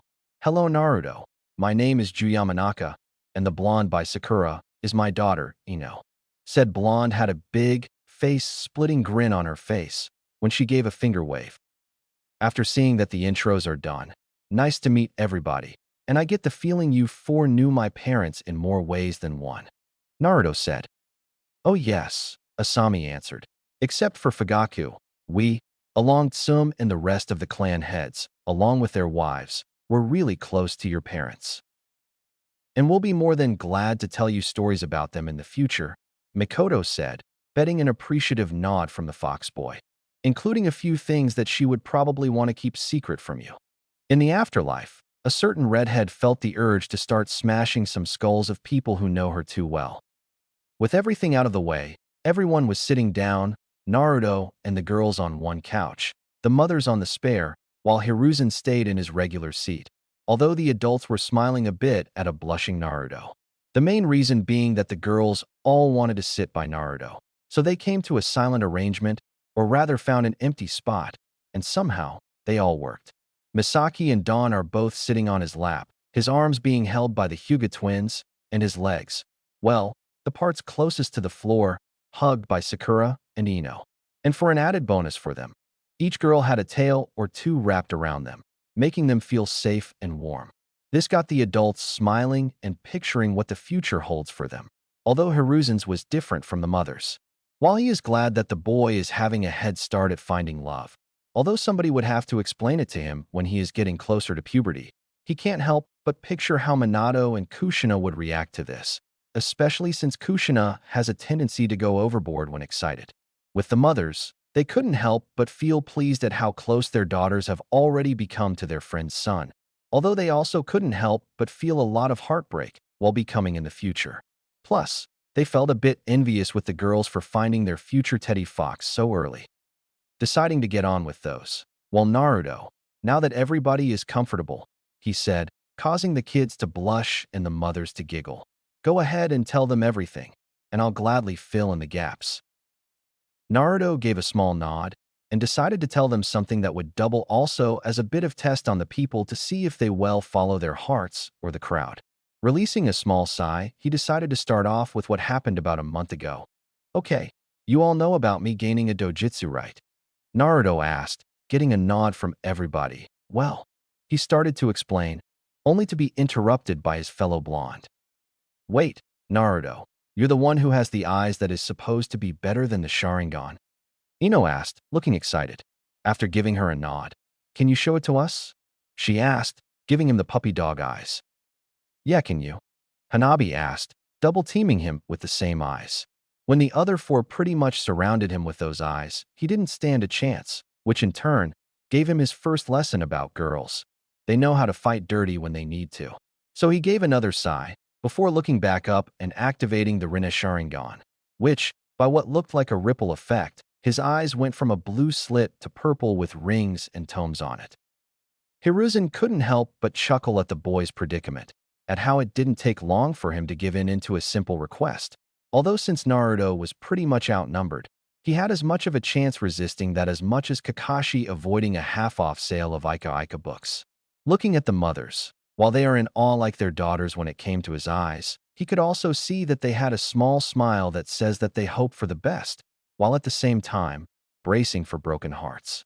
After Naruto tells his story, Hiruzen is going to give them some news that will be happening in the near future, which might make quite a few people happy. Deciding to get on with the story, Naruto turned off his eyes, to the disappointment of the girls. Anyway, I got these on my birthday, when some idiot tried to blow me and my bodyguard up, he said, continuing the story, causing the mothers to scowl at this, and the girls to gasp. And the reason why they did that is because 4 years ago, sometime after I was born, somebody came by and ripped the Kyūbi from my mother's belly. And not much was left out on what happened during the first 4 years. Well, his only 4 years at the moment, in his life, with Hiruzen providing backup from Madara Uchiha, or somebody doing a pretty good impression of him, being the real reason why Naruto had a bad start in life, to whom Misaki truly is, and now, I'm pretty much now part demon fox, while Misaki is getting a chance to live a life. When the focus turned to her, Misaki had her head down, her voice dripping with guilt, Do you hate me now since I was the reason why so many lives were destroyed or damaged because of my actions? She asked, waiting for somebody to attack her. Instead, she was surprised to feel not just Naruto's arms hugging her, but also the other girls. It's not your fault, Misaki. Somebody made you do all those things, Naruto said, while letting her use his shoulder to cry on, like how Hiruzen or the ramen chefs would do whenever he needed to let his emotions out. Hinata spoke up next. Yes, Misaki, we won't blame you for something you never wanted to do. And don't think we will think anything bad about you, ever. Sakura said. This finally broke the dam, because Misaki started to bawl out from all the love she was receiving, which caused a ripple effect since Naruto and the other 5 started to tear up. Outside the group, the mothers were smiling themselves, as well as tearing up, because their daughters are showing what they themselves would have done, along with making them realize even more that the nine-tailed demons are also creatures of feeling as well. Even Hiruzen was feeling proud that both Naruto and Misaki are having a fresh start in life, while also feeling a slight pain in his heart, because what Misaki went through, he has seen in the eyes of several of his ninja that were pretty much forced to do such vile deeds themselves, especially if they were orders given by himself, and felt such guilt for taking so many lives, especially from the innocent who weren't given a chance to enjoy the rest of their lives. While the kids are busy supporting the one that needs it, Hiruzen decided to have a chat with the mothers to let them know what the future will be holding for the youngsters, so that they would have something to discuss at home with their husbands, when 3 of them will be hearing the same thing real soon. Well, looks like a bright future for the young ones are started to ignite with a single spark, he said, getting a slight nod from the mothers, while one of them gave out a small indeed as a response, especially when what took a couple of minutes, the young UNS separated and started to talk. And I have something that might make everyone in the room happy. Naruto interrupted him after something clicked him. Hey Gramps, what did you mean when you told Kat to tell her friends to expect sisters in the future? He asked, giving him a curious look that includes tilting his head, only to get tackled by the girls surrounding him, yelling out cute, due to how his fox looks tend to add to his cuteness for the girls. Hiruzen was laughing up a storm at the boys' predicament, especially when there are 4 grown women who look like they want to jump in at any second. Well, looks like the future of Naruto's clan is going to be in good hands, he said, deciding to drop the bombshell, especially since Naruto is being smothered by his future wives. This got the mother's attention, while Mabuki looked at the guy for even suggesting polygamy, or her daughter being close to be considered a concubine, while the other 3, being clan wives, had a good idea what the Hokage was pointing out, the Clan Restoration Act? Ju asked, understanding what Naruto new bloodline would lead to. When Hiruzen gave a small nod. And you're planning Naruto's future for his clan already? Asami asked, isn't he a little too young to be planning a marriage? Hiruzen's smile dropped after the first question and gave a small sigh. I was going to wait until Naruto was old enough to know about the birds and the bees before offering it to him as a choice, especially if he still met the girls, considering how he would never want to break someone's heart. Then he probably would have, along with asking your daughter's opinions. He said, but after what just happened, the civilian council would find some law that would make it happen right away, especially after I stopped them from trying to kill him, especially if they try too hard to make sure that they get some kind of control over what was left to Naruto by his parents by using their own daughters. This was when Mikoto put it all together. And with our daughters, then not only can you negotiate a reasonable number, but also, Naruto should be safe from the rest of the village from trying to force him into marrying their daughters. She said, and if some of those girls are also from major clans, then he has political backing, especially if the clans are also close allies. Exactly, Hiruzen said. And if we can make sure the age to produce heirs when Naruto and some of the girls are at least at the age of consent, even when they are ninja, then we'll be giving them a chance to grow both as children, friends, and by the time they graduate the academy, something a bit more. This was when everybody's focus returned to the children, and they all can't help but laugh, because Naruto was trying to recover his breath, considering how blue his face is, with the girls apologizing for hugging him too hard. At least I know the boy would be in good hands, even if I don't live long enough for him to show me my first great-grandchild. After giving Naruto and the girls a brief and age-friendly version of what is about to come, they all nodded in agreement that they would give things a try, especially since the girls were blushing at the thought of marriage, which caused some smirks to appear on their mothers' faces, meaning that there will be some long-term teasing for a good long time. This was when a knock at the door got their attention. Removing the seal, "Enter." Hiruzen replied to the person on the other side, having a good idea what the reason is for being disturbed. The door opened to reveal Weasel, aka Itachi Uchiha. "Lord Hokage, an emergency council meeting has been formed in you, as well as young Mr. Uzumaki's presence has been demanded," he said. "And why didn't my secretary inform me?" Hiruzen asked, while having a pretty good idea who called the meeting. "Oh, she was getting too full of herself, so we thought that a trip to Ibiki would make her lose a few pounds from her head," Itachi answered, keeping a perfectly straight face, although those that knew him knew that he was more than glad to send her towards said man. Hiruzen gave a small sigh, knowing that he would need to start looking for another eligible secretary, one that wasn't suggested by the civilian council, since he was sure she was one to give them information that their eyes aren't allowed to see. "Very well, me and Naruto will be on our way. You and Kat will be escorting Miss Aiko to Naruto's apartment and guard her while we fact the council," he said, as everybody got onto their feet and go their separate ways. When they all started to walk towards the door, "Don't forget the rest of your stuff, Misaki," Naruto said, making sure that his friend didn't forget the stuff that would help start her out on things in life. "Oh yeah, thanks Naruto," Misaki said, before giving him a quick kiss on the cheek, before heading towards the room she left them, causing the other 5 girls to glare at her, not knowing that they are feeling jealousy for the first time. When she came back, Naruto turned towards the mother. "Hey, if it's not too much trouble, but would any of you be kind enough to take Misaki shopping for more stuff?"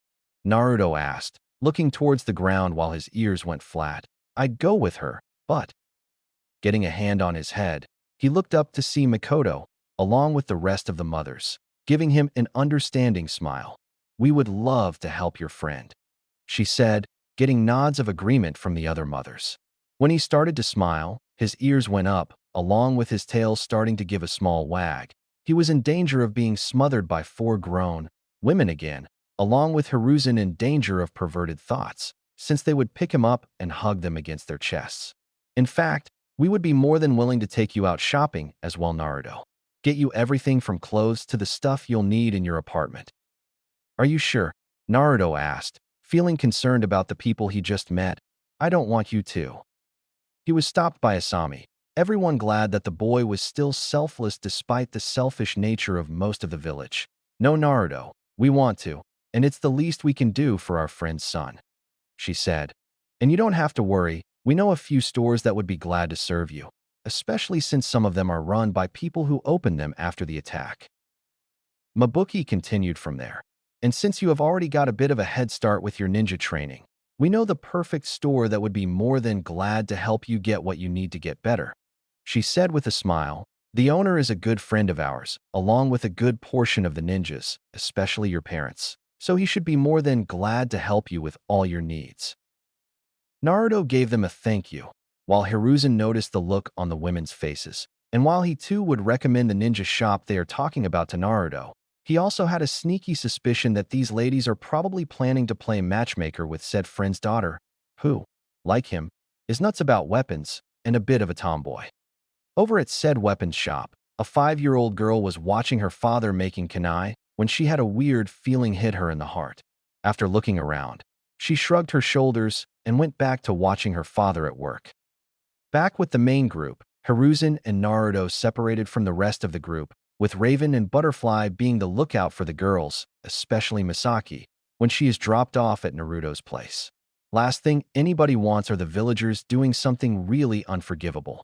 Even though he is still getting used to his body changing so much, with his tails just seem to be floating with the breeze as he walks, he was already thinking the possibilities of how they can be of use, whether fighting, or pranking, or shopping, or cuddling with the girls. Where did that come from? He thought, while a blush appeared on his face. Seeing the blush, Hiruzen, along with the ANBU, couldn't help but smile, because it was apparent that Naruto's heart became linked to girls his age, Yet it's going to be a long time before he understands what his heart is telling him, especially if they keep a certain perverted Sannin from corrupting the boy in the ways of the human flesh.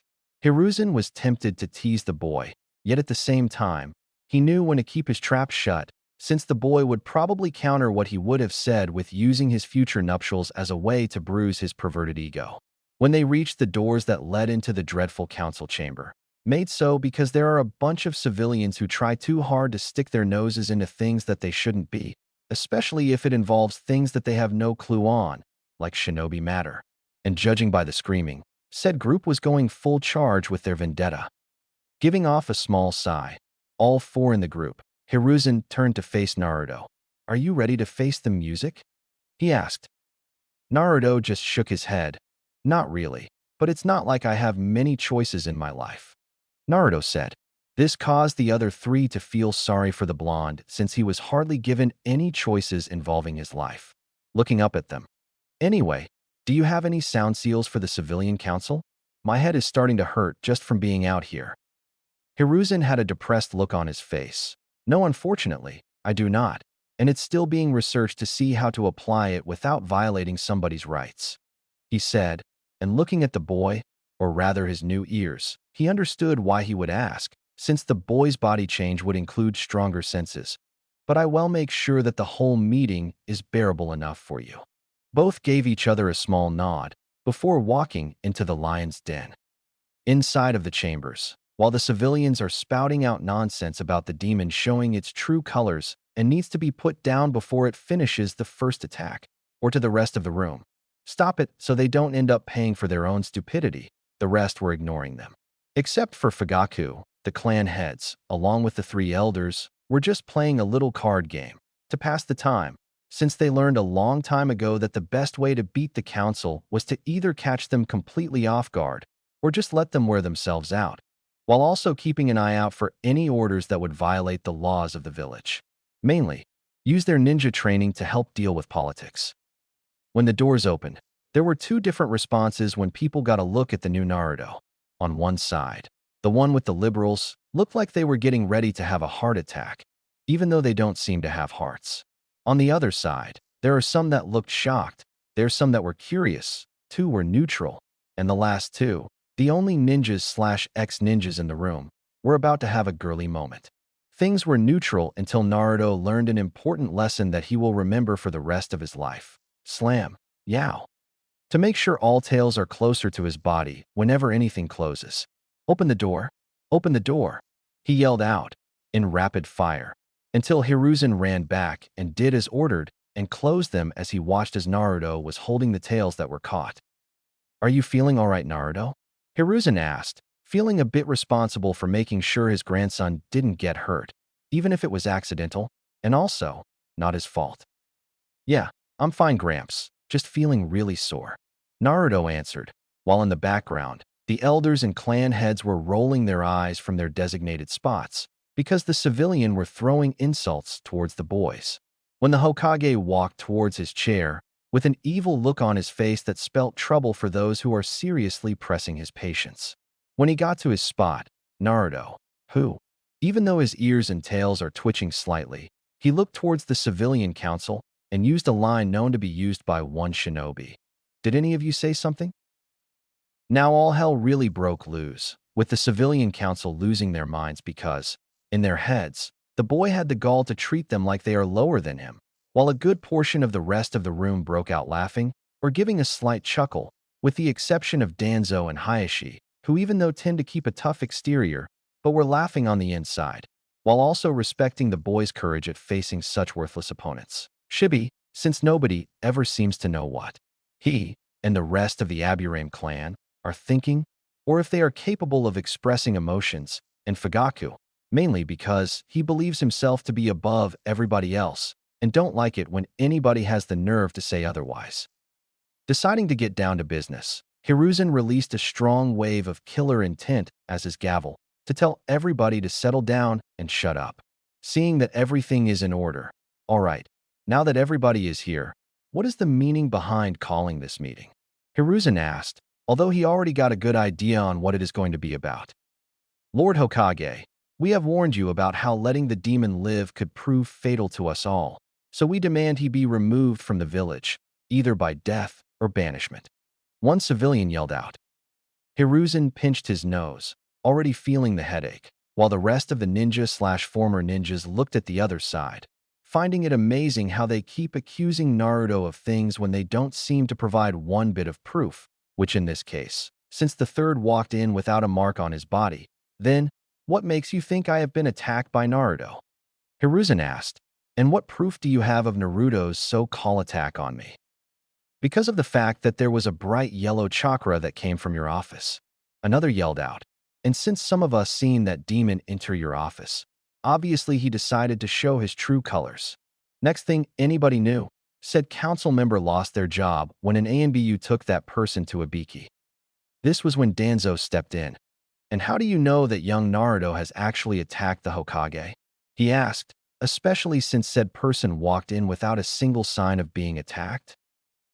After getting a good hard look at Hiruzen, they realized that while he doesn't look hurt, he would be more than glad to put the rest of the civilian council into a whole world of hurt for trying to use him as an excuse to take out Naruto.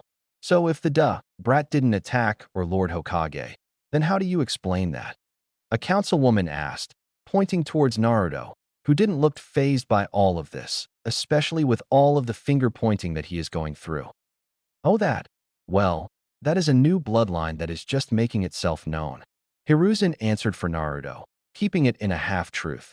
That attack on Naruto's birthday seemed to have damaged the seal to where, if I hadn't to fix the seal to keep the Kyūbi from breaking out, and Naruto from absorbing too fast, and knowing what was about to be said, and no, if I didn't stop it, the fox would be back, one way or the other. While the civilians were white as a ghost at hearing that, everybody else knew that their Hokage wasn't telling them everything. Yet if it involves Naruto, they can understand why, since a good portion of the village is full of self-righteous bastards using other people's death as an excuse to do the inexcusable. They are willing to wait until the civilian council, and Fugaku, leaves after the meeting is over before asking questions. The ones who have a pretty good idea what is being hidden are Shikaku, Hayashi, Shibi, and Fugaku, along with Danzo, Hamura, and Koharu having a good idea what laws that Hiruzen is trying to keep from getting abused, especially a certain law that was written, but never used because at the time, all clans were just barely getting off the ground themselves. To put it simply, while some villages have practiced it once or twice, although some were more forced, in Konoha, Naruto would be the first, even though his clan had their own home outside the village. Knowing that the gears are turning, and what they are planning, yet like some things, when it comes to politics, it's usually first come, first serve. And since Naruto is the holder of two bloodlines, along with being the true heir and last member of the Uzumaki clan, I hereby place him under the Clan Restoration Act, he said, getting everybody's attention. With a minimum of 3 girls to join his family, which he well allowed to choose by his 16th birthday, and by his 18th, 1 or 2 of them should be carrying a child. Now this got a whole bunch of different reactions from the rooms, with some of the civilians trying to either deny the boy before he makes spawns, some because they don't want Naruto to gain access to the Uzumaki funds that they themselves have been denied to, change the CRA to a ridiculously younger age or number, or even have it where they choose the future wives, mainly their own daughters and rest of the council. Well, some were shocked that Hiruzen would even suggest that, especially to a young child, yet they kept quiet. Although Fugaku was thinking of ways to stop the young demon from becoming stronger than the Uchiha clan. Deciding that he has had enough, silence, Hiruzen yelled out, making the room, getting things back on track. I have looked up the laws, and I also know that since the Uzumaki were, or rather, soon to be are, a ninja clan, then you don't really have too much of a say in the matter, he said with small smiles. And before any of you so much as think of trying to have your daughters and granddaughters on Naruto, just so you can gain access to what's rightfully his, remember, he is still a child, so if you so much as try to rush things, I will sick the Ice Queens on you. This caused a lot of people to shiver, because there are only 2 things that would the small group to attack. 1 is when any kind of pervert that can't take the hint, 2 if you mess with their little brother. Deciding that he had enough if this farce meeting. Okay, Now I call this meeting to an end, and I don't feel like listening to any more backtalk. So leave now, or I won't be the only one throwing you out." Hiruzen said, giving them a look that reminds them that the title god of shinobi isn't just for show.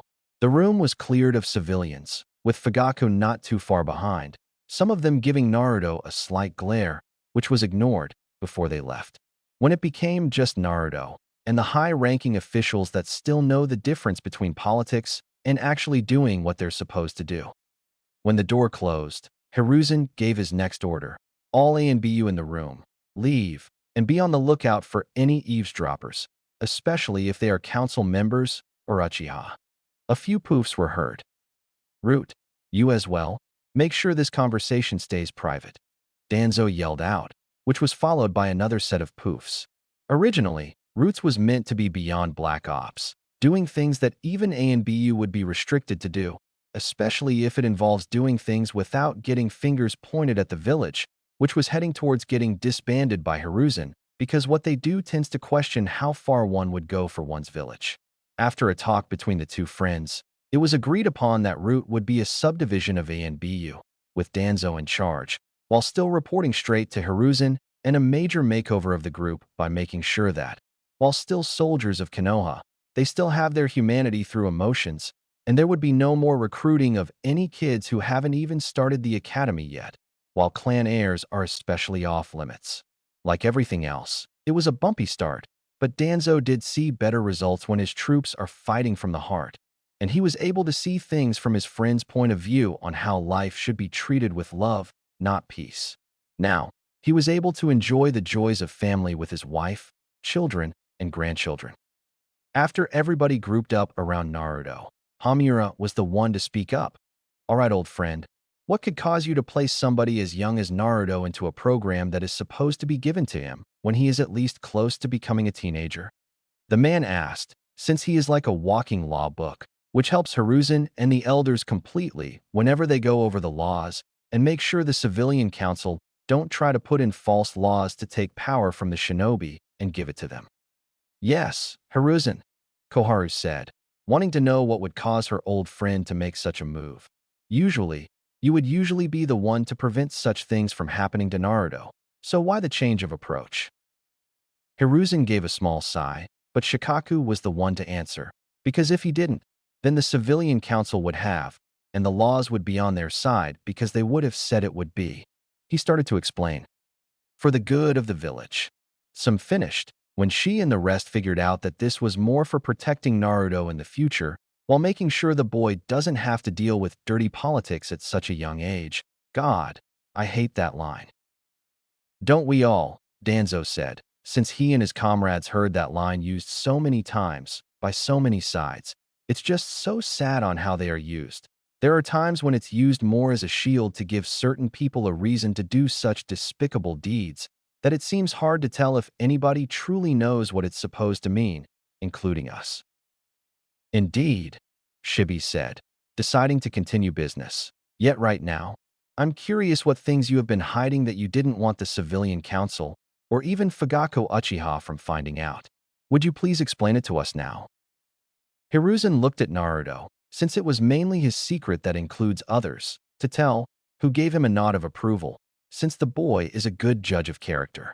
So the Sandaime told them the whole truth, from how Naruto got his fox features, and how the fox itself is now getting a new life as a girl named Misaki Aiko. After everything was told, everybody understood right away why he kept that part away from the wrong element. Sum was the first to speak up. "Wow, it's a good thing you decided not to tell them that. Those idiots would go too far on their so-called revenge to destroy both of their lives," she said, everybody else giving the Hokage an understanding nod, while also making sure not to scare Naruto too much on what could happen, especially to Misaki. Turning towards said boy, "Naruto, I would like to meet Misaki and get to know her better." "As would the rest of us," Hayashi said, getting agreement nods from the rest of the group, before turning towards the Hokage. "And when you brought up the CRA, I get the feeling that it would be the other thing that you didn't want anybody else to know, Lord Hokage." Hiruzen gave a small nod. "Yes, long before we received the notice of Naruto's so-called fate, young Naruto was tackled by 5 girls, for mothers, and two of my ENBU, hugging his tails. This caused the group to laugh at the first apart. Yet their jaws dropped after hearing that two ENBU, people trained to be professional when on duty, would just drop everything just to have a girly moment. And after helping Naruto not to get smothered to death, we put up a privacy seal and told them everything, from his lineage to his bloodlines. And when I brought up the CRA to the mothers, I guess you could say that in the future, Naruto already found his first set of brides. He then turned to the boy, who was blushing a bit, even though he has no idea why. Naruto, how did you feel about those girls that never left your side the entire time you were telling your story? Naruto was blushing a bit more. I'm not sure. It felt good, but I don't know why.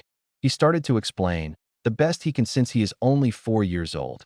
It's like every time they smile, I feel happy and want to do all that I can to keep them smiling like that. Everybody smiled at this, because they knew the boy would be going places, and he won't be traveling alone.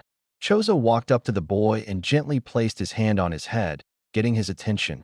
Relax, Naruto. Sometimes the heart tends to know more than you do, he said, giving him advice that even he could understand. So Lord Hokage, who are the girls that would help Naruto restore his clan?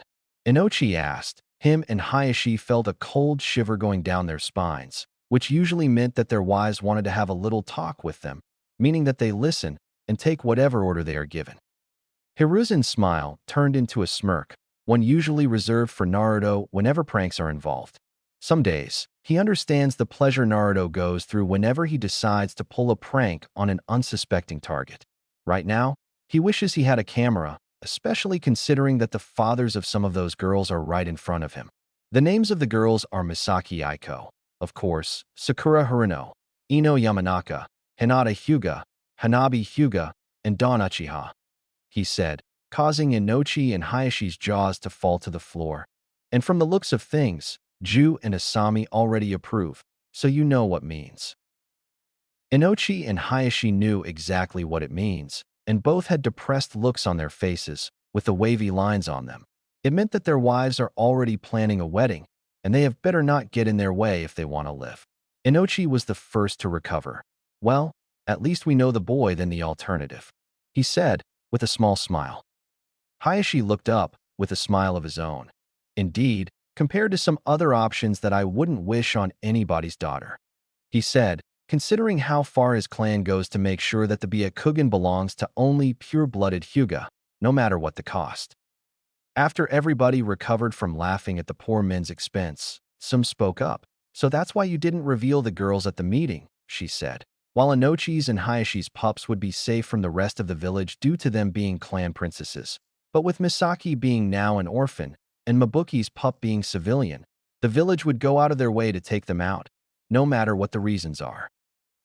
Along with keeping Dawn safe from Fugaku and the rest of the clan, Hayashi said, if he knew that his own daughter has fallen in love with the one that could be considered a threat to the clan, then he would try harder to kill Naruto, and do who knows what to his own daughter. This caused the adults to shake their heads in disappointment, with Naruto having a look on his face saying that he isn't sure if he wants to know. Anyway, I believe that we have kept Naruto away from his lady friend long enough, Hiruzen said, knowing that Naruto would want to spend the day helping Misaki getting used to having a flesh and blood body for the first time in her life. So shall we get going, Naruto? He asked. And since it's close to lunchtime, I bet Ayam would love to meet Misaki for the first time. Naruto gave him a big grin, because it also meant that he would be getting ramen for lunch. Yeah, I can't wait to show the village to Misaki now that she can see things with her own eyes. He yelled out excited, before running towards the door. Giving the boy a slight chuckle/giggle, the rest of the group went about their day, thinking about what the future holds. It was now the next day, and Naruto and Misaki are enjoying a nice breakfast made by Ayam, after Naruto spent about an hour trying to get Misaki to wake up. Last night, a few hours after the meeting, Misaki, courtesy of Yugao, got to meet the rest of the Ice Queens, who were more than anxious to meet their younger sister, and more than willing to help her get used to her new body, since Naruto has enough common sense to step aside and let the experts give a couple bits of advices that would be most helpful for a little girl. After that, they decided to jokingly give Naruto the "if you do anything bad to her" line to him, which not only went over his head with his fox features. When he asked them what they meant by it, while he tilted his head, he found himself in a four-way hug, and thanks to the girls starting puberty, found his head in a mattress of budding breasts, which would make any guy really envious of him if they found out, especially if picturing what it would look like in a few years when he and the girls that would be with him a few years. After being allowed to breathe and recovering from a wave of odd feelings, the rest of the night was spent between Naruto and Misaki, talking and getting used to enjoying the other's company outside of Naruto's head. Back to today, Hiruzen dropped by the stand, about a couple of hours after Naruto and Misaki had lunch there, which included Ayam giving Naruto a tight hug. Although unlike the ones that came before, Ayam wasn't much older than him, was just her hugging him from behind while he is sitting on his stool, with her standing up and petting his ears, along with stroking his tails, that it took both Tucci and Misaki to snap her out of her little girly moment. While she knew that the Hokage was hiding a few things from her and her father, while she is still a kid herself, she can already figure out why, considering how many people she heard dissing Naruto. When she arrived, she just gave both of them a small hug. They went back to the bedroom to change clothes, while Ayam made them something simple, which were omelets, with different fillings, ham and cheese for Naruto, salmon and cream cheese for Misaki, and for herself, a veggie omelet, while they all had a glass of orange juice to wash them down with. They had a nice conversation, with Ayam getting to know Misaki a bit more, especially the stuff that she knew the Sandaime was trying to keep away from certain ears, especially the ones with really violent owners. And the fact that Ayam accepted the fact that Misaki was the Kyūbi, and now, a human who is finally being allowed to live her own life again, is a big relief for both kids. So Misaki, how does it feel to be human for real? Ayam asked. After taking a sip of her juice. Different, but still, feels good.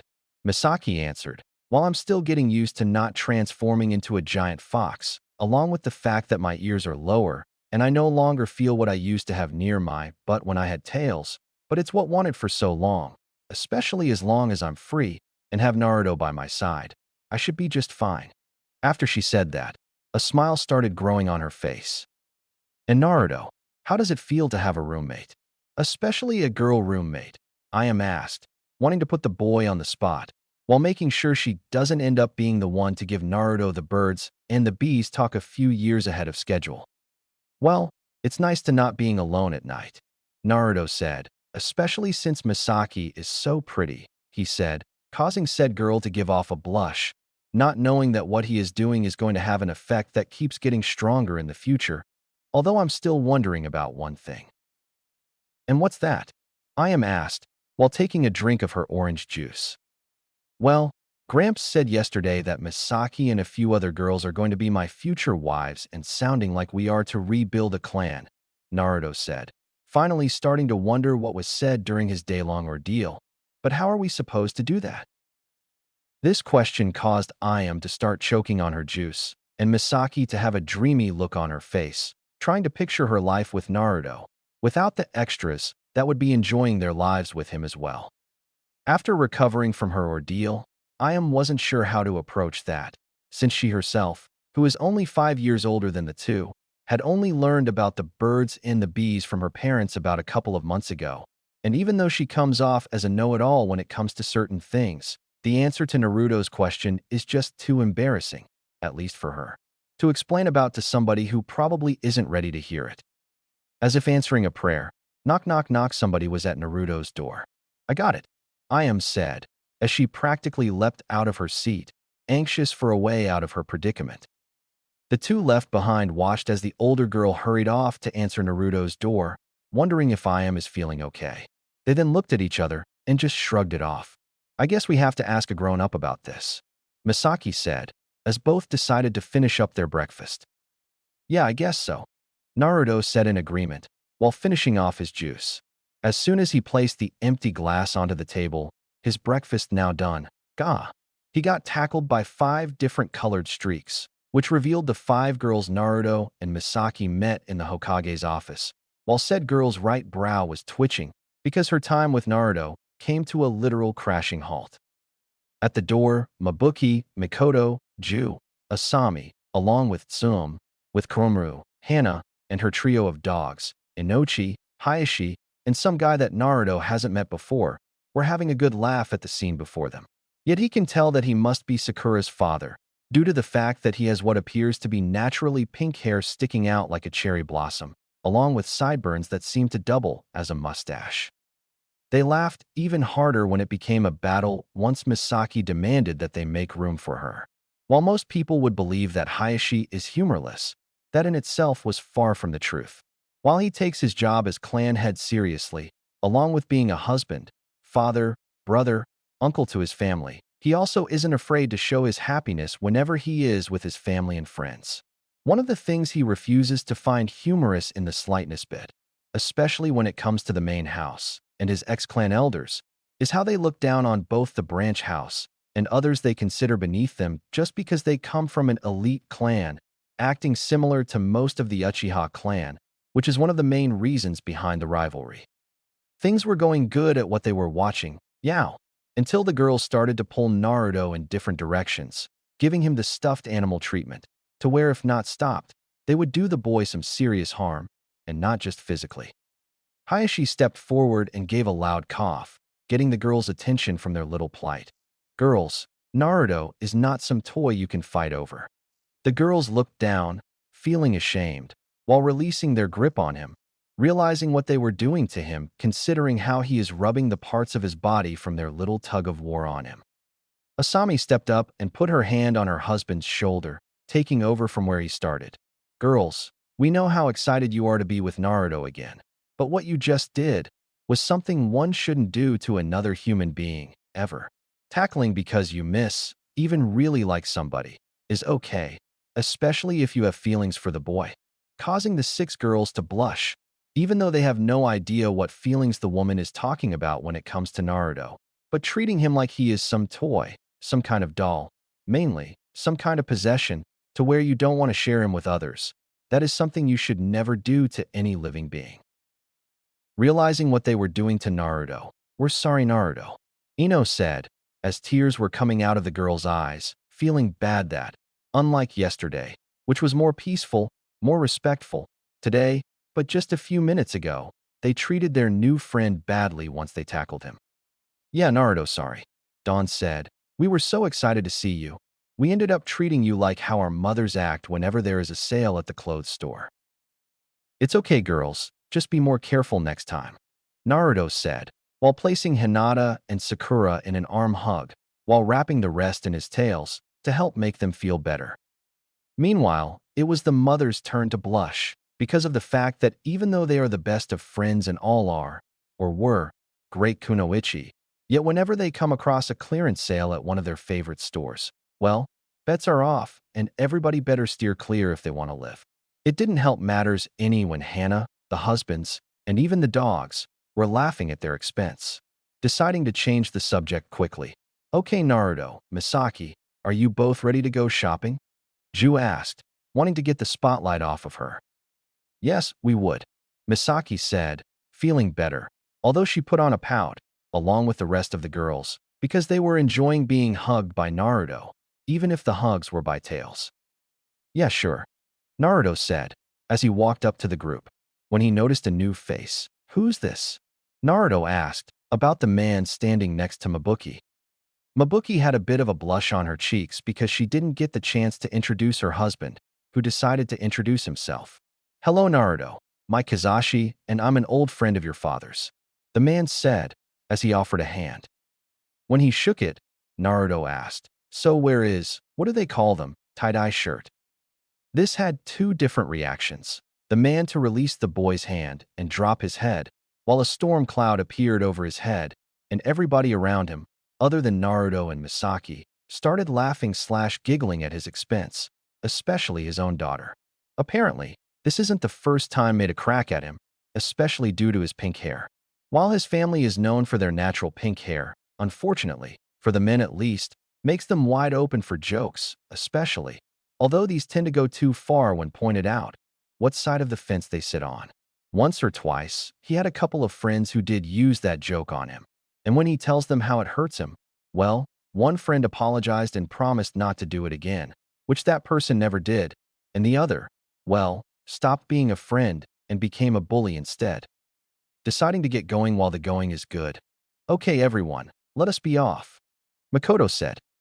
Wait, Naruto said, putting on the brakes. First, me and Misaki have to help Ayam with the dishes. Ayam waved a small hand up. No, no Naruto. It's okay. I can handle it myself, she said, appreciating all the times Naruto would try to help her. Not wanting to hear any of it. No, you're going to get some help, whether you like it or not, even if it's not from me, he said as he walked towards a window, knowing that an ANBU would be watching. While getting curious looks from everybody in the room, Naruto opened a window and yelled out, "Hey, somebody tell Kakashi to get his butt over here now."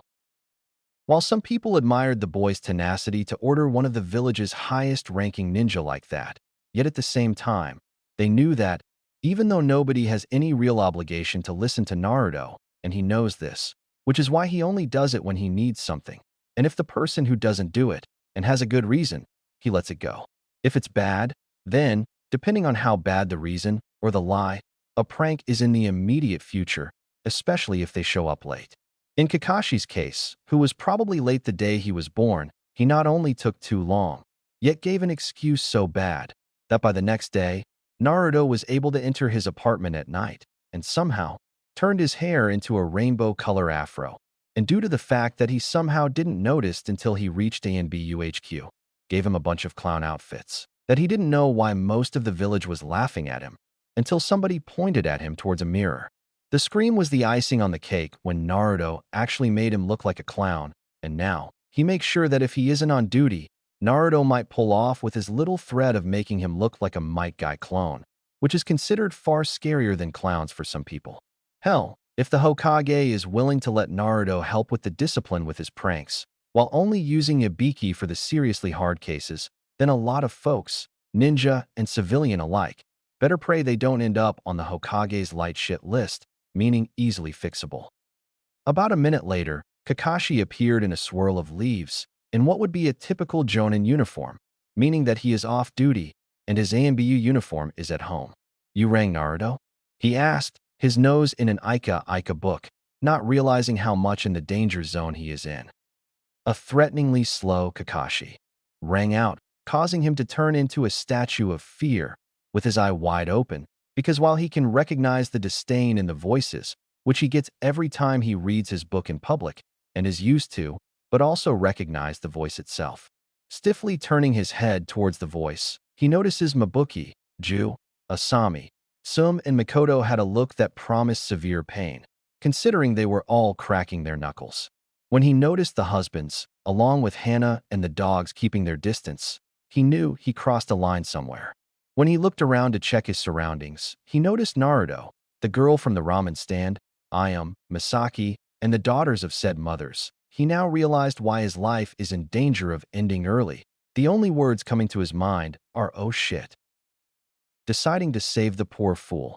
Ladies, as much as I would enjoy seeing you pound Kakashi down to the ground floor, but I still need his help with something, Naruto said, causing the mothers to back down, and Kakashi to release the breath he was holding while giving Naruto a thank you look, although he took the hint when Naruto looked at his hand, which pretty much told him to stash the book if he wants to leave in one piece. Sensing that the air has calmed a bit. Anyway, Kakashi, I need you to help Ayam with the dishes, and, with all the bad people in the village, escort her home safely. Ayam blushed a bit, because even though unintentional and supposed to be harmless, Naruto was making sure her crush was there to help her out and protect her, although some giths speculate the boy for playing matchmaker. Kakashi gave Naruto a curious look. You called me here to help somebody with a chore and be a bodyguard for them? He asked, not liking the idea of having to do something during his time off. Well, besides reading those books and feeling sad about what happened in the past, what else do you do when you're not working? Naruto asked, pretty much saying Kakashi doesn't really have much of a life. And from what I have been told about my parents, we both know what they would do if they found out if you were still living in the past. Kakashi looked down, knowing exactly what they would do. Minato would tell him to get over all his loses, stop looking in the future, and start living in the now, because the future isn't going anywhere. Kushina, well, she would go for the direct approach, which would be literally give him a kick in the butt for wallowing in his own misery, and break every bone in his body for reading a certain pervert's books in front of her son. Mainly, Naruto is trying to get him back on track. Besides, would you rather deal with them? Naruto asked, pointing towards the mothers. Kakashi took one look and shivered. Those five were not only Kushina's best friends, but also amongst the meanest pervert haters, because whenever they caught somebody taking a peep at them, especially a certain old toad, well, it would be a miracle if they can get back to eating solid food again. "I'll wash," he said, heading towards the kitchen, with I am not too far behind, blush still there. Naruto turned towards the adults. "Well, time to go," he said. The adults, along with the teen and dogs, couldn't help but laugh at how innocent Naruto can be when it comes to certain things, just as they left with the kids for their little shopping trip. Although if one were listen carefully, you could hear some weeping coming from the men's pockets, like their wallets know how big of a workout they're about to get. Hokage's office. In the office, while his clones were at work at the paperwork, dealing with the daily garbage that came from the civilians and civilian council, which are becoming too predictable to where he and his friends have enough of them to start a fire for the next winter.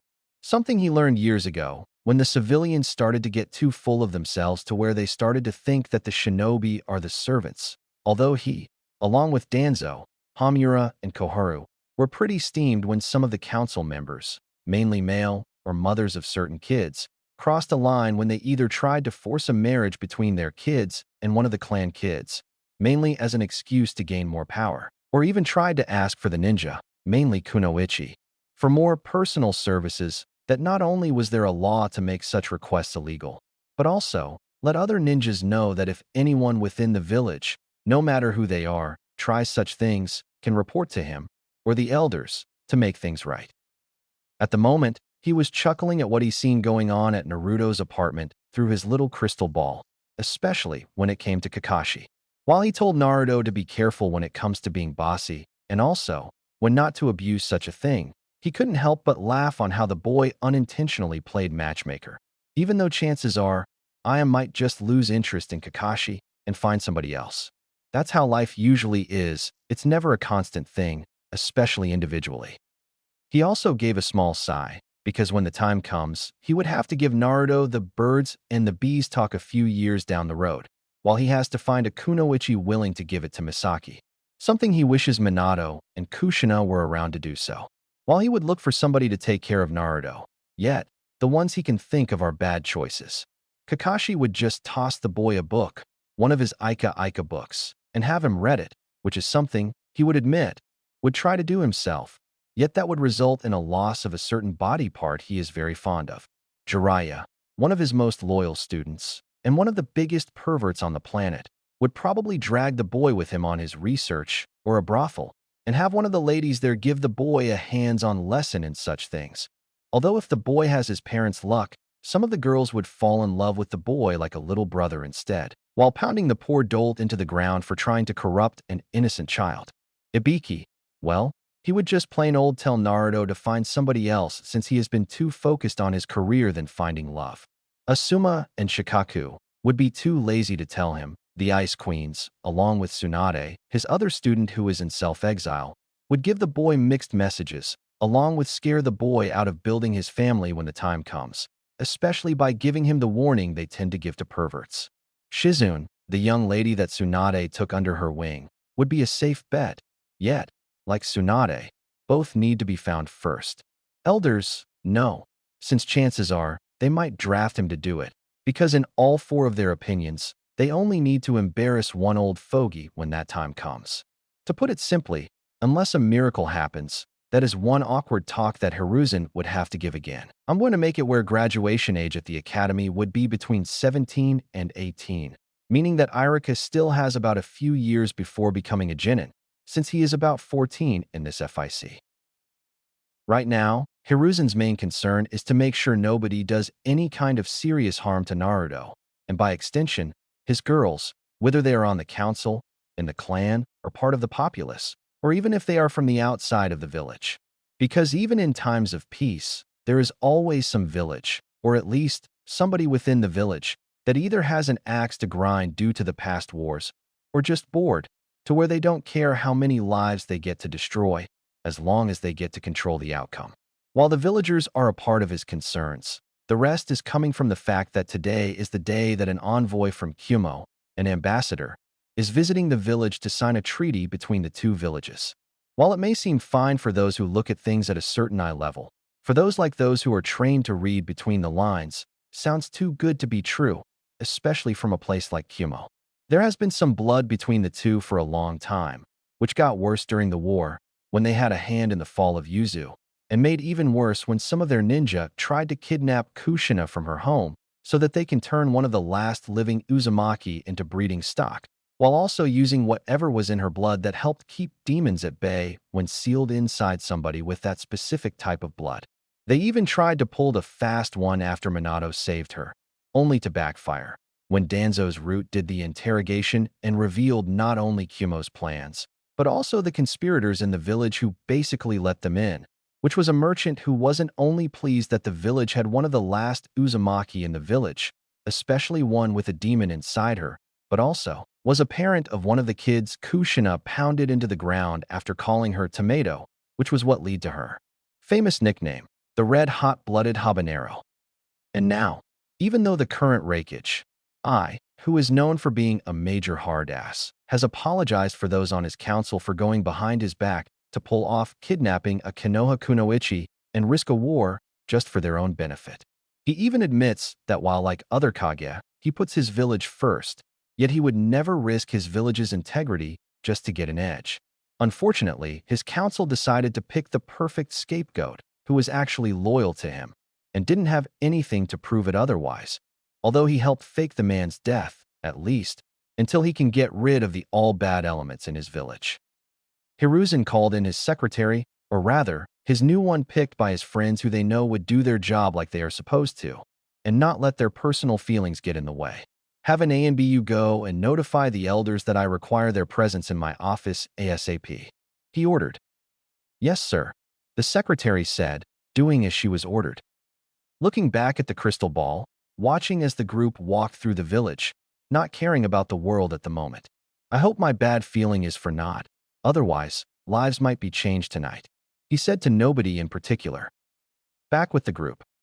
While walking towards the place that the mothers were talking about the other day, with Itachi joining the formation since he wants to make sure that Naruto, along with his mother and sister, stays safe from the wrong people, while also making sure to give Naruto some more male support, since he, along with the husbands, are outnumbered 12-4, with Itachi making it 12-5 and 4 dogs. To put it simply, while Naruto might get away with a slip of the tongue, or even compliment the girls, mainly because he is too young to know what he is saying, or the girls for what is being said, the rest, well, to put it simply, none of them better do something to ruin the mood of the day. Otherwise, it would either be the couch for a certain amount of time, or the hospital, depending on the mood, especially if any of them go into overprotective father mode. Itachi, while he still is the overprotective older brother, after protecting Naruto, he knows that Dawn would be happy with him, but Fugaku and a good portion of the Uchiha clan, he needs to be ready if they take things too far. Naruto and the girls are having a little kid talk, with Hana adding her 2 cents every once in a while, because even though she is an academy student, she still has a tendency to act like a sister. What kind? Depends on the person. I'm going to making it where the Ice Queens are all from 18 to 20, or rather, I upped Hana's age from her canon 1, since in the canon, she is about 8 years younger than Kurenai. 5 for Yugao. The rest would be canon age, mainly because I have no complete idea what I'm doing with this story and winging it in some parts. Deciding to start a little small talk. So Itachi, how do you feel about your little sister finding her fiancé so early in life? Kazashi asked, talking to the only, somewhat, social able male Uchiha in their group, since most of the clan tends to have a really bad god complex. Itachi kept his eyes forward, like Hayashi and Inochi, along with the women, because even though the kids are just having a good time, and are, or seem, to be unaware of some of the villagers sending evil looks, even murmuring, over not only Naruto's new look, but also the fact that there are kids his age actually being friendly with him. While most of the village, ninja included, would know better than to try anything, especially with so many powerful people who are willing to protect and defend him from just about anything. And although there are still those idiots who just have to try their luck, especially at the backing of a council member or two. Itachi gave a brief look at Kizashi, not letting his guard down even by a little bit when his family, and the boy he sees more as a brother than his own brother, are in danger of somebody's bigotry. I feel fine with Dawn being with Naruto, even if she has to share him, especially better than the alternative. Itachi said, referring to the customs that his father, along with a good portion of his clan, mainly elders and most of the higher-grade Uchihas, enforces to keep the bloodline pure, meaning she would be married off to a Uchiha, a cousin, and if she gets her Sharingan early, even the Mangekyo Sharingan, she would be forced to give her eyes to Sasuke so he can get the eternal Mangekyo, while getting a pair of ordinary eyes so that she doesn't upstage the clan favorite to succeed Fugaku. Itachi lost that right when the clan felt Mikoto had made him too soft. Hayashi nodded his head, just as he caught a flying stone that would have hit one of his daughters and sent it flying towards its sender, hitting a man right between the eyes, yet only hard enough to leave a bruise, as it knocked him out. Indeed, which is why I don't want either of my daughters to go through a tradition that should have stopped years ago, yet my former clan elders were a stickler to tradition. Asami, who was holding his hand, and after we had a talk with Tsunade about if what the clan is doing to keep the bloodline pure more harmful and good, well, and this is before we decided to have the twins. She said. And what did she say? Mikoto asked, while all the other adults and young adults were curious, especially Mikoto, Itachi, and Tsum, whose clans practice strict clan marriage laws. Hayashi gave a small sign. She says that it could actually destroy a clan, because even though the tradition started around the same time the clan became divided, and somebody is the cousin of somebody, yet by now, it won't be long until at some point, the clans start to marry their cousins who also happen to be their siblings, and that would also cause some serious health issues. He explained, getting everybody, including Itachi, to widen their eyes at the revelation, not needing to hear any more at what that could mean. The clan gets destroyed from the inside out due to genes alone, which is why we wanted to make sure our daughters don't become the next to uphold the tradition, because even though traditionally, one of them would have been the next heir, if the old council was still around, they might try to manipulate things to their advantage.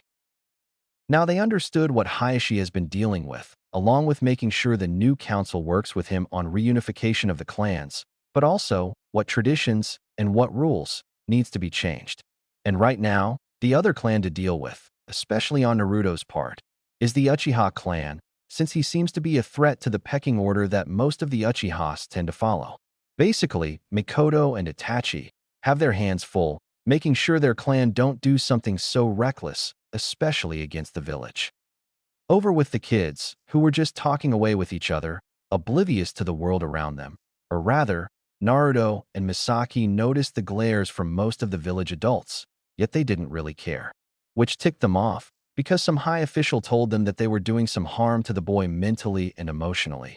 Yet here he was brushing them off, like, at least for them, like he was above them. And for the extreme bigots, especially the ones with kids who they have been training, brainwashing, into wanting to hate, even hurt Naruto to where they might actually kill him, starting to lose its effect on most of them, mainly from most of the daughters, who found Naruto's features to be really cute and wanted to hug him, while a small few of the boys became a bit envious of Naruto having animal features, and both sides thinking how cool it would be to have them. So Naruto, how do you get your ears and tails to move the way they do? Ino asked. Naruto just shrugged his shoulders. I don't know. I think my ears just show how I'm feeling in my tails. Well, not really sure. He started to explain the best he can. Sometimes they do what I want, and sometimes feels like they do what want to do. So when you wrap your tails around us, was that you? Or were your tails acting on their own? Hanabi asked, causing the girls to blush at the memories of feeling warm and secured while being wrapped by those tails. Naruto started to give off a little blush as well. The first time, I'm not really sure. The other time, I guess, since you girls looked sad, I guess my tails responded. He explained. The girls felt warm inside because of the fact that the boy was concerned about their feelings. So Naruto, besides new clothes, what else will you need? Ino asked, The shopaholic still hasn't reached halfway to critical mass. Naruto looked up and placed his finger under his chin in a thinking manner, causing the girls walking around, and the girls, young and old, along with a few young women, to develop hearts in their eyes at how cute he looks, to the dissatisfaction of the people who despise him. I don't really know. When it comes to shopping, I'm lucky to find a place that would treat me like a kid before something stops them, or somebody actually tries to sell me something that has expired, only for my guards to arrest them and get me better food to eat, he said. The adults heard this, and while angry that people in this village would really go that far, they also felt guilty because even though they tried to protect Naruto during council meetings, yet the only ones to actually look out for him are Hiruzen, Kakashi, Itachi, Tsuchi, Ayame, and a good portion of the ANBU. They called themselves friends of Minato and Kushina. Yet, even though their main reason was that, except for Kazashi and Mizuki, everybody else had clans to run, and also, make sure they don't do anything to Naruto, while said pair were more worried about themselves, especially what were to happen to Sakura if they try to get close to him. Noticing that they've reached their destination, "Okay, kiddos, we're here," some said. The kids turned to see a two-story building with a sign that said weapons and stuff, which also had what looked like a kunai chasing a stick figure that is running hard. Noticing Naruto looking a little nervous, because unlike most stores, this one would be like walking into an armory, and understanding why. Don't worry, Naruto. The person who runs the store won't do anything unless you give him a good reason to, Inochi said. And he also knows it's better to get to know somebody in person than to rely on rumors spread by people who don't know any better. Especially since his wife knows how to use all the weapons in the store, Itachi said, causing everybody male, including Naruto who has no idea why, to feel a strong shiver go down their spines. When they all walked into the store, a bell rang out, along with a seal lighting up, to let the people running the store know they have customers. "Why don't you girls go look around while we get Naruto and Misaki taken care of?" Mabuki said, getting a nod from the 5 girls, before they went off to check out the merchandise. When the girls left, an average-sized man with long dark hair that reached past his shoulders, with muscles showing that most of the weapons in the store were indeed made by his hands. Looking at the group, especially recognizing Naruto, even with the extra features, despite the fact that this would be the first time he met the boy, along with a red-headed girl that can pass as a mini Kushina. "Hello, Kazashi, Mabuki, Hayashi, Asami, Inochi, Ju, Mikoto, Itachi, Sum, Hana, how are you all doing?" the man asked. Kazashi answered, "Hello, Masamune, we are doing fine. How about you?" Just as he, along with the rest of the group, shook his hand. "Oh, I'm doing fine. Just business as usual," as the now introduced Masamune answered, before looking at 2 kids. "And looks like, along with your daughters, you brought me 2 more future customers," he said, with a small smile on his face. Mabuki decided to reply, "Yes, and as you are probably aware already, this is Naruto Uzumaki," she said, introducing the fox boy, and his friend, Misaki Aiko, pointed towards the red head. "We are here to help them with their shopping, especially when it came to things they'll need in the future." Masamune nodded his head at this, for he too wanted to help Naruto, not caring if the civilian council, along with any hate groups, threw a fit and tried something on him, because they knew that if you piss him off, he would throw everything at them that would be considered a deadly weapon, whether from a bunch of kunai to the kitchen sink. Hell, one time, he threw the original Shikinocho trio at a few council members who were pushing their luck and knocked said council members, along with his weapons, out with 1 shot each. Turning to the pair, "Then I'll be more than pleased to help these young ones get a head start," he said, before walking up to the pair. "I'll go get my wife, Peggy. She is pretty much the one who handles the fabric part of the business," he said, just as he got ready to head towards the hall that connected the store to the smelting room, which also had stairs that lead to the residence floor where he and the family lives in. "Excuse me, Masamune," Mikoto said, getting the man's attention. "Is your daughter here?" "Yes, Tintin is here," Masamune said. "She's upstairs. I'll go get her, so you can introduce her to Loverboy there." When the man left, Naruto looked at the adults and, with a curious look, asked them, "What does he mean by Loverboy?" The adults couldn't help but chuckle/giggle at the boy's question. You'll find out when you're older, Naruto. Itachi answered.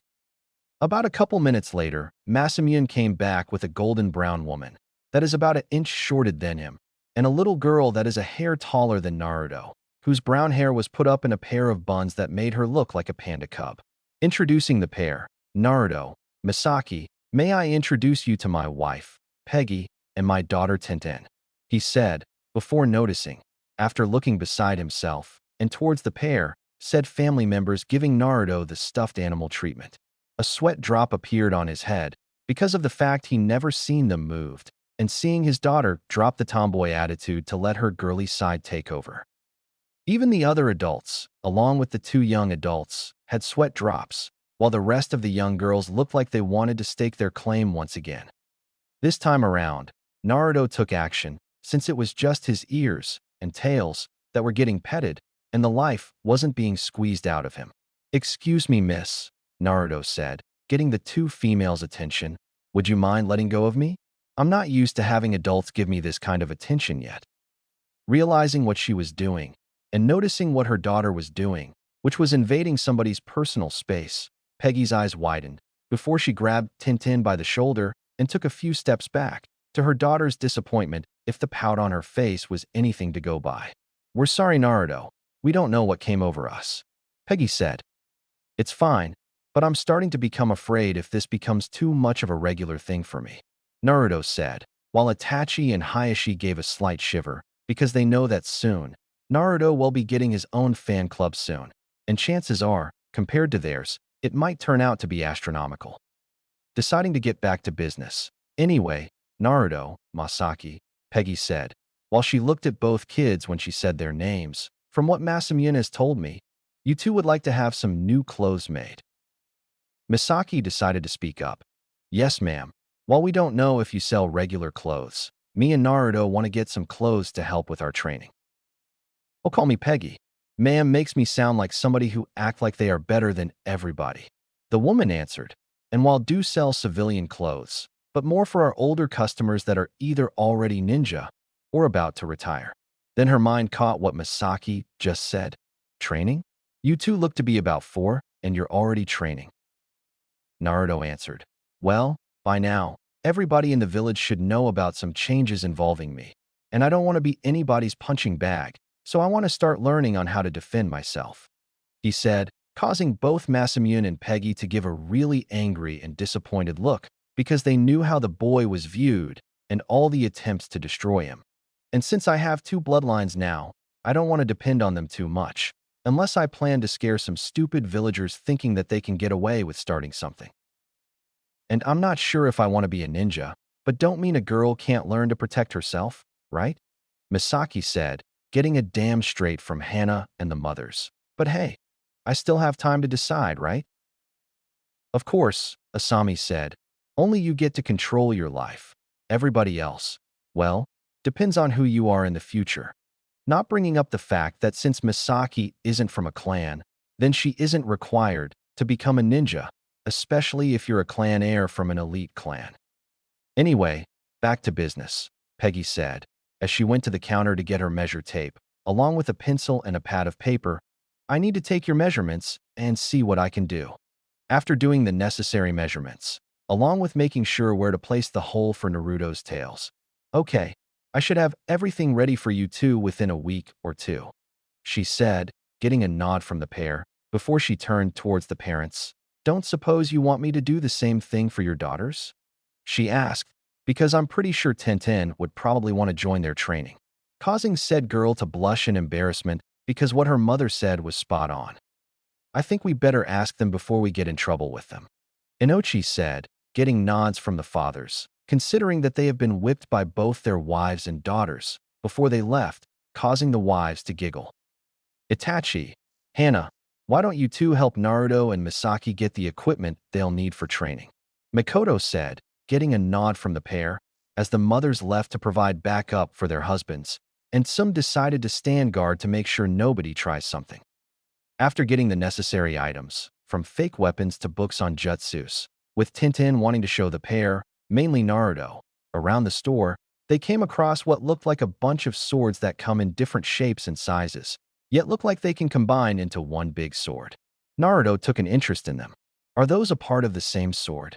He asked. Masamune, who noticed the spark that he sees all the time, whether ninja or future ninja, no matter what the age, that seemed to say somebody found their matching weapons. Well, in a way, depending on how you look at it, they are part of a big sword, or the big sword is really a few smaller swords that become part of each other. Then yeah, he said, getting their attention. It's called the first Tsurugi, it's a Gatai Ken, or for a better reference, look up Cloud's fusion sword from FFVI, Advent Children movie, and each piece is designed to fight on its own, while also can be combined into a more devastating form. He explained, although my biggest problem is that I need to sell it as a full set, yet all the customers want to buy only a piece or two, especially after they find out how heavy the sword is when combined. He then looked down at his daughter. And I refuse to sell it to Tenten because I feel these swords because they won't fit the style she has been looking into, along with what her mother would do to me if I did. This caused Tenten to give a pout, because when she gave her the puppy dog eyes, that got countered by her mother's "don't do it if you want to live" look. Apparently, mothers will overcome daughters' demands any day. How much are they as a whole? Naruto asked, getting everybody's attention. Masamune was about to laugh at the boy for wanting something that is hard to sell, even wondering how he plans to use all those swords when he noticed the boy's 9 tails, and it clicked that the swords would be perfect for Naruto, especially if the tails can be used like hands, then wither in one piece, all 6 pieces, or a mixture number. With the right training, Naruto would be a force to be reckoned with, along with whatever else he learns. Well, my boy, those swords cost, insert price here. But I think I'll give them to you for, insert smaller price here, along with some training weapons so that you can develop your style, and a sealing scroll so that way, nobody tries to force them out of your hands. He said, getting a nod of understanding. Okay, is there anything else we need to get? Naruto asked. When the rest of the group went to pay for everything, which was taken care of by Hayashi, when he was talked into it by his girls, with his wife promising something extra that night, if he also helped with the protection of the group, which is why the group had a small group of Hyuga guards to watch near the group, while Root and ANBU provided cover in the shadows. Well, Naruto, we already covered your needs training-wise. Now we have to get you and Misaki some regular clothes and a few other things for your apartment. Ju said, and don't worry, the place we're going to won't give us any trouble, especially if they know what's good for them. After getting everything bought and put into seals, can I have the scroll that contains Naruto's swords? Itachi asked, while approaching the counter, getting everyone's attention. I intend to hand them to the Hokage so that he can keep them safe from the wrong hands. He explained. Once everybody nodded, understanding the reason behind it. Although Makoto also knew one of the main reason behind his reason, which was making sure her husband, nor her youngest son, ended up seeing and demanding that he hand over the swords to the so-called elites. After getting the intended scroll, I shouldn't be too long, he said, before disappearing in a swirl of leaves. After the rest of the scrolls were sealed into a bigger one and handed to Hayashi, the group stepped out to notice what looked like some ANBU escorting an important-looking official along with his envoy. Misaki was the one to ask, what is going on here? Some spoke up, that is the ambassador from Kyūmo, who is here to discuss peace between the villages. Makoto continued, after so many wars and a couple of other things done that could lead to more, right now, some villages just want to do whatever they can to prevent war. When the ambassador was checking out the village, Naruto noticed when the man's eyes landed on his new friends that they had a look that didn't right to him. When he took one look at Naruto, all kinds of alarms went off when the guy looked like he wanted to end him, which led to Naruto to unconsciously activate his Rinnegan eyes, which shocked the guy, before continuing on. Hinata was the first to notice Naruto with his eyes on. Naruto, why did you activate your eyes? She asked, getting a lot of people's attention on the boy. Finally noticing the change of vision, Naruto shook his head to deactivate them. I don't know. When that guy looked at you girls, something felt wrong about it, he said, a shiver going down his spine. But when he looked at me, I noticed he gave me a look like he wanted to do something really evil to me. The older portion of the group picked up on this as well, getting the suspicion that what happened to Kushina might be happening again soon. Do you know which girls in specific, Naruto? Hayashi asked, remembering how during the war, more than once, Kyūmo shinobi seemed to be under orders to capture a Hyuga, especially a main house one, to gain a Byakugan. Naruto thought a bit. I think he was looking more at Dawn. He started answering, while pointing at each girl in no particular order, Hanabi and Hinata. This set off the alarms of said parents, because even though the envoy says peace, yet in the ninja world, instead of Kyūmo wanting peace with Konoha, they would want a peace from instead, meaning they could be planning to have some baby factories involving their daughter, and who knows what involving Naruto, although more likely, assassination attempt to keep him from posing a threat to their containers. While Hayashi would make sure the security in the Hyuga compound be pulling triple duty to keep his daughters safe, Fugaku would be a bit of an issue, because right now, from what used to be their friend once upon a time, let his clan's reputation affect his judgment. While Itachi didn't give into the Uchiha curse of arrogance, now Fugaku is more focused on converting Sasuke, while not seeming to care about his own daughter. He might even think nobody is dumb enough to kidnap an Uchiha, and one was kidnapped, he would make it the victim's fault. Deciding to change the mood, especially since most of the mothers would never let anything, not even a bad mood, ruin their shopping day. Anyway, come on everybody, we still have some shopping to do, Ju said, getting everybody's attention. And while everybody walked, the men gave a small sigh, knowing that after this, and lunch, their wallets are going to be hollow before the day is up. Hokage's office. The quad of elderly leaders were watching the whole event on Hiruzen's crystal ball, and while being old war veterans themselves, to where anything from what used to be, and might still be, an enemy village, would always be suspicious, especially when it comes to creating peace. And after noticing the ambassador getting a slight gleam in his eye, along with a couple of members of his envoy having questionable looks, and with hearing what Naruto said, what little suspicion about this being a farce is becoming more clearer. When a knock was heard, "Come," Hiruzen said, wondering what good reason somebody would have to come into his office when told not to be disturbed. When Itachi came in with a scroll, "My apologies for intruding, Lord Hokage. I thought this would be safe with you," he said, while holding out a scroll. "And what would be so important in that scroll that would require you to use my office as a safety deposit box?" Hiruzen asked, although having a good idea why. Well, Naruto picked his weapon, or rather weapons, which is the first Tsurugi, Itachi said, getting their attention, since those swords are pretty much known as unsellable in the village due to the fact that Masamune made it a requirement that you buy the whole set, and not just a single piece, and putting two and two together. They know that in the future, anybody who dares to mess with Naruto, villager or ninja, better have one hell of a death wish. And I figured it would be better if you put them into safekeeping, since some of the villagers would use these to justify their fears even more, or somebody from my clan, mainly my father and Sasuke, would demand Naruto to hand them over.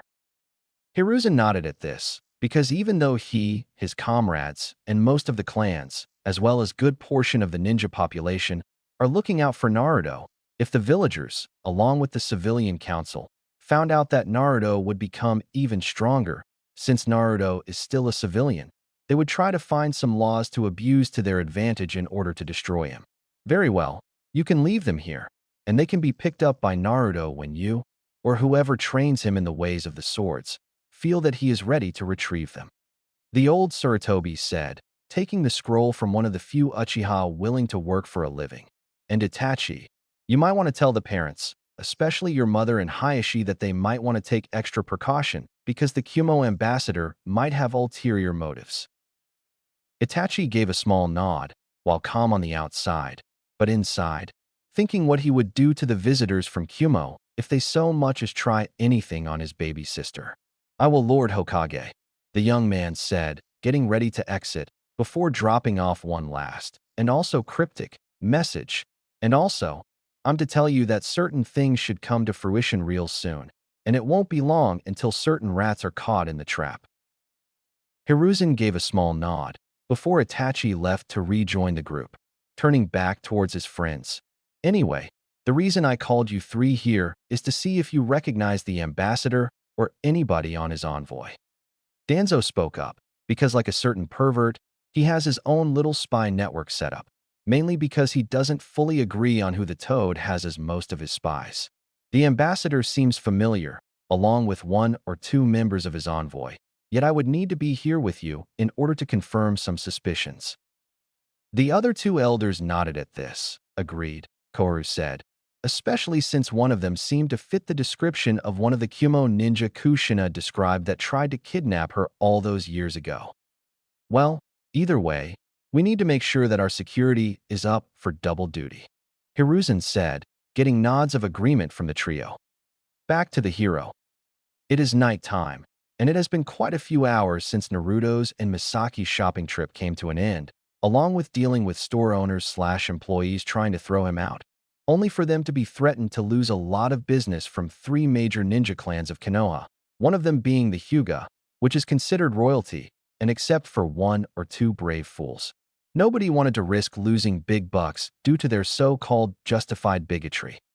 When they started to head back from the ramen stand, some of the villagers decided to become brave enough to build up a mob, with a little support from the civilian council, and decided to stop the demon from brainwashing innocent young girls before he makes them give birth to his spawn. While the ANBU and Root were getting ready to step in once the mob started to surround the kids, a bright light appeared out of nowhere, blinding everybody beyond belief.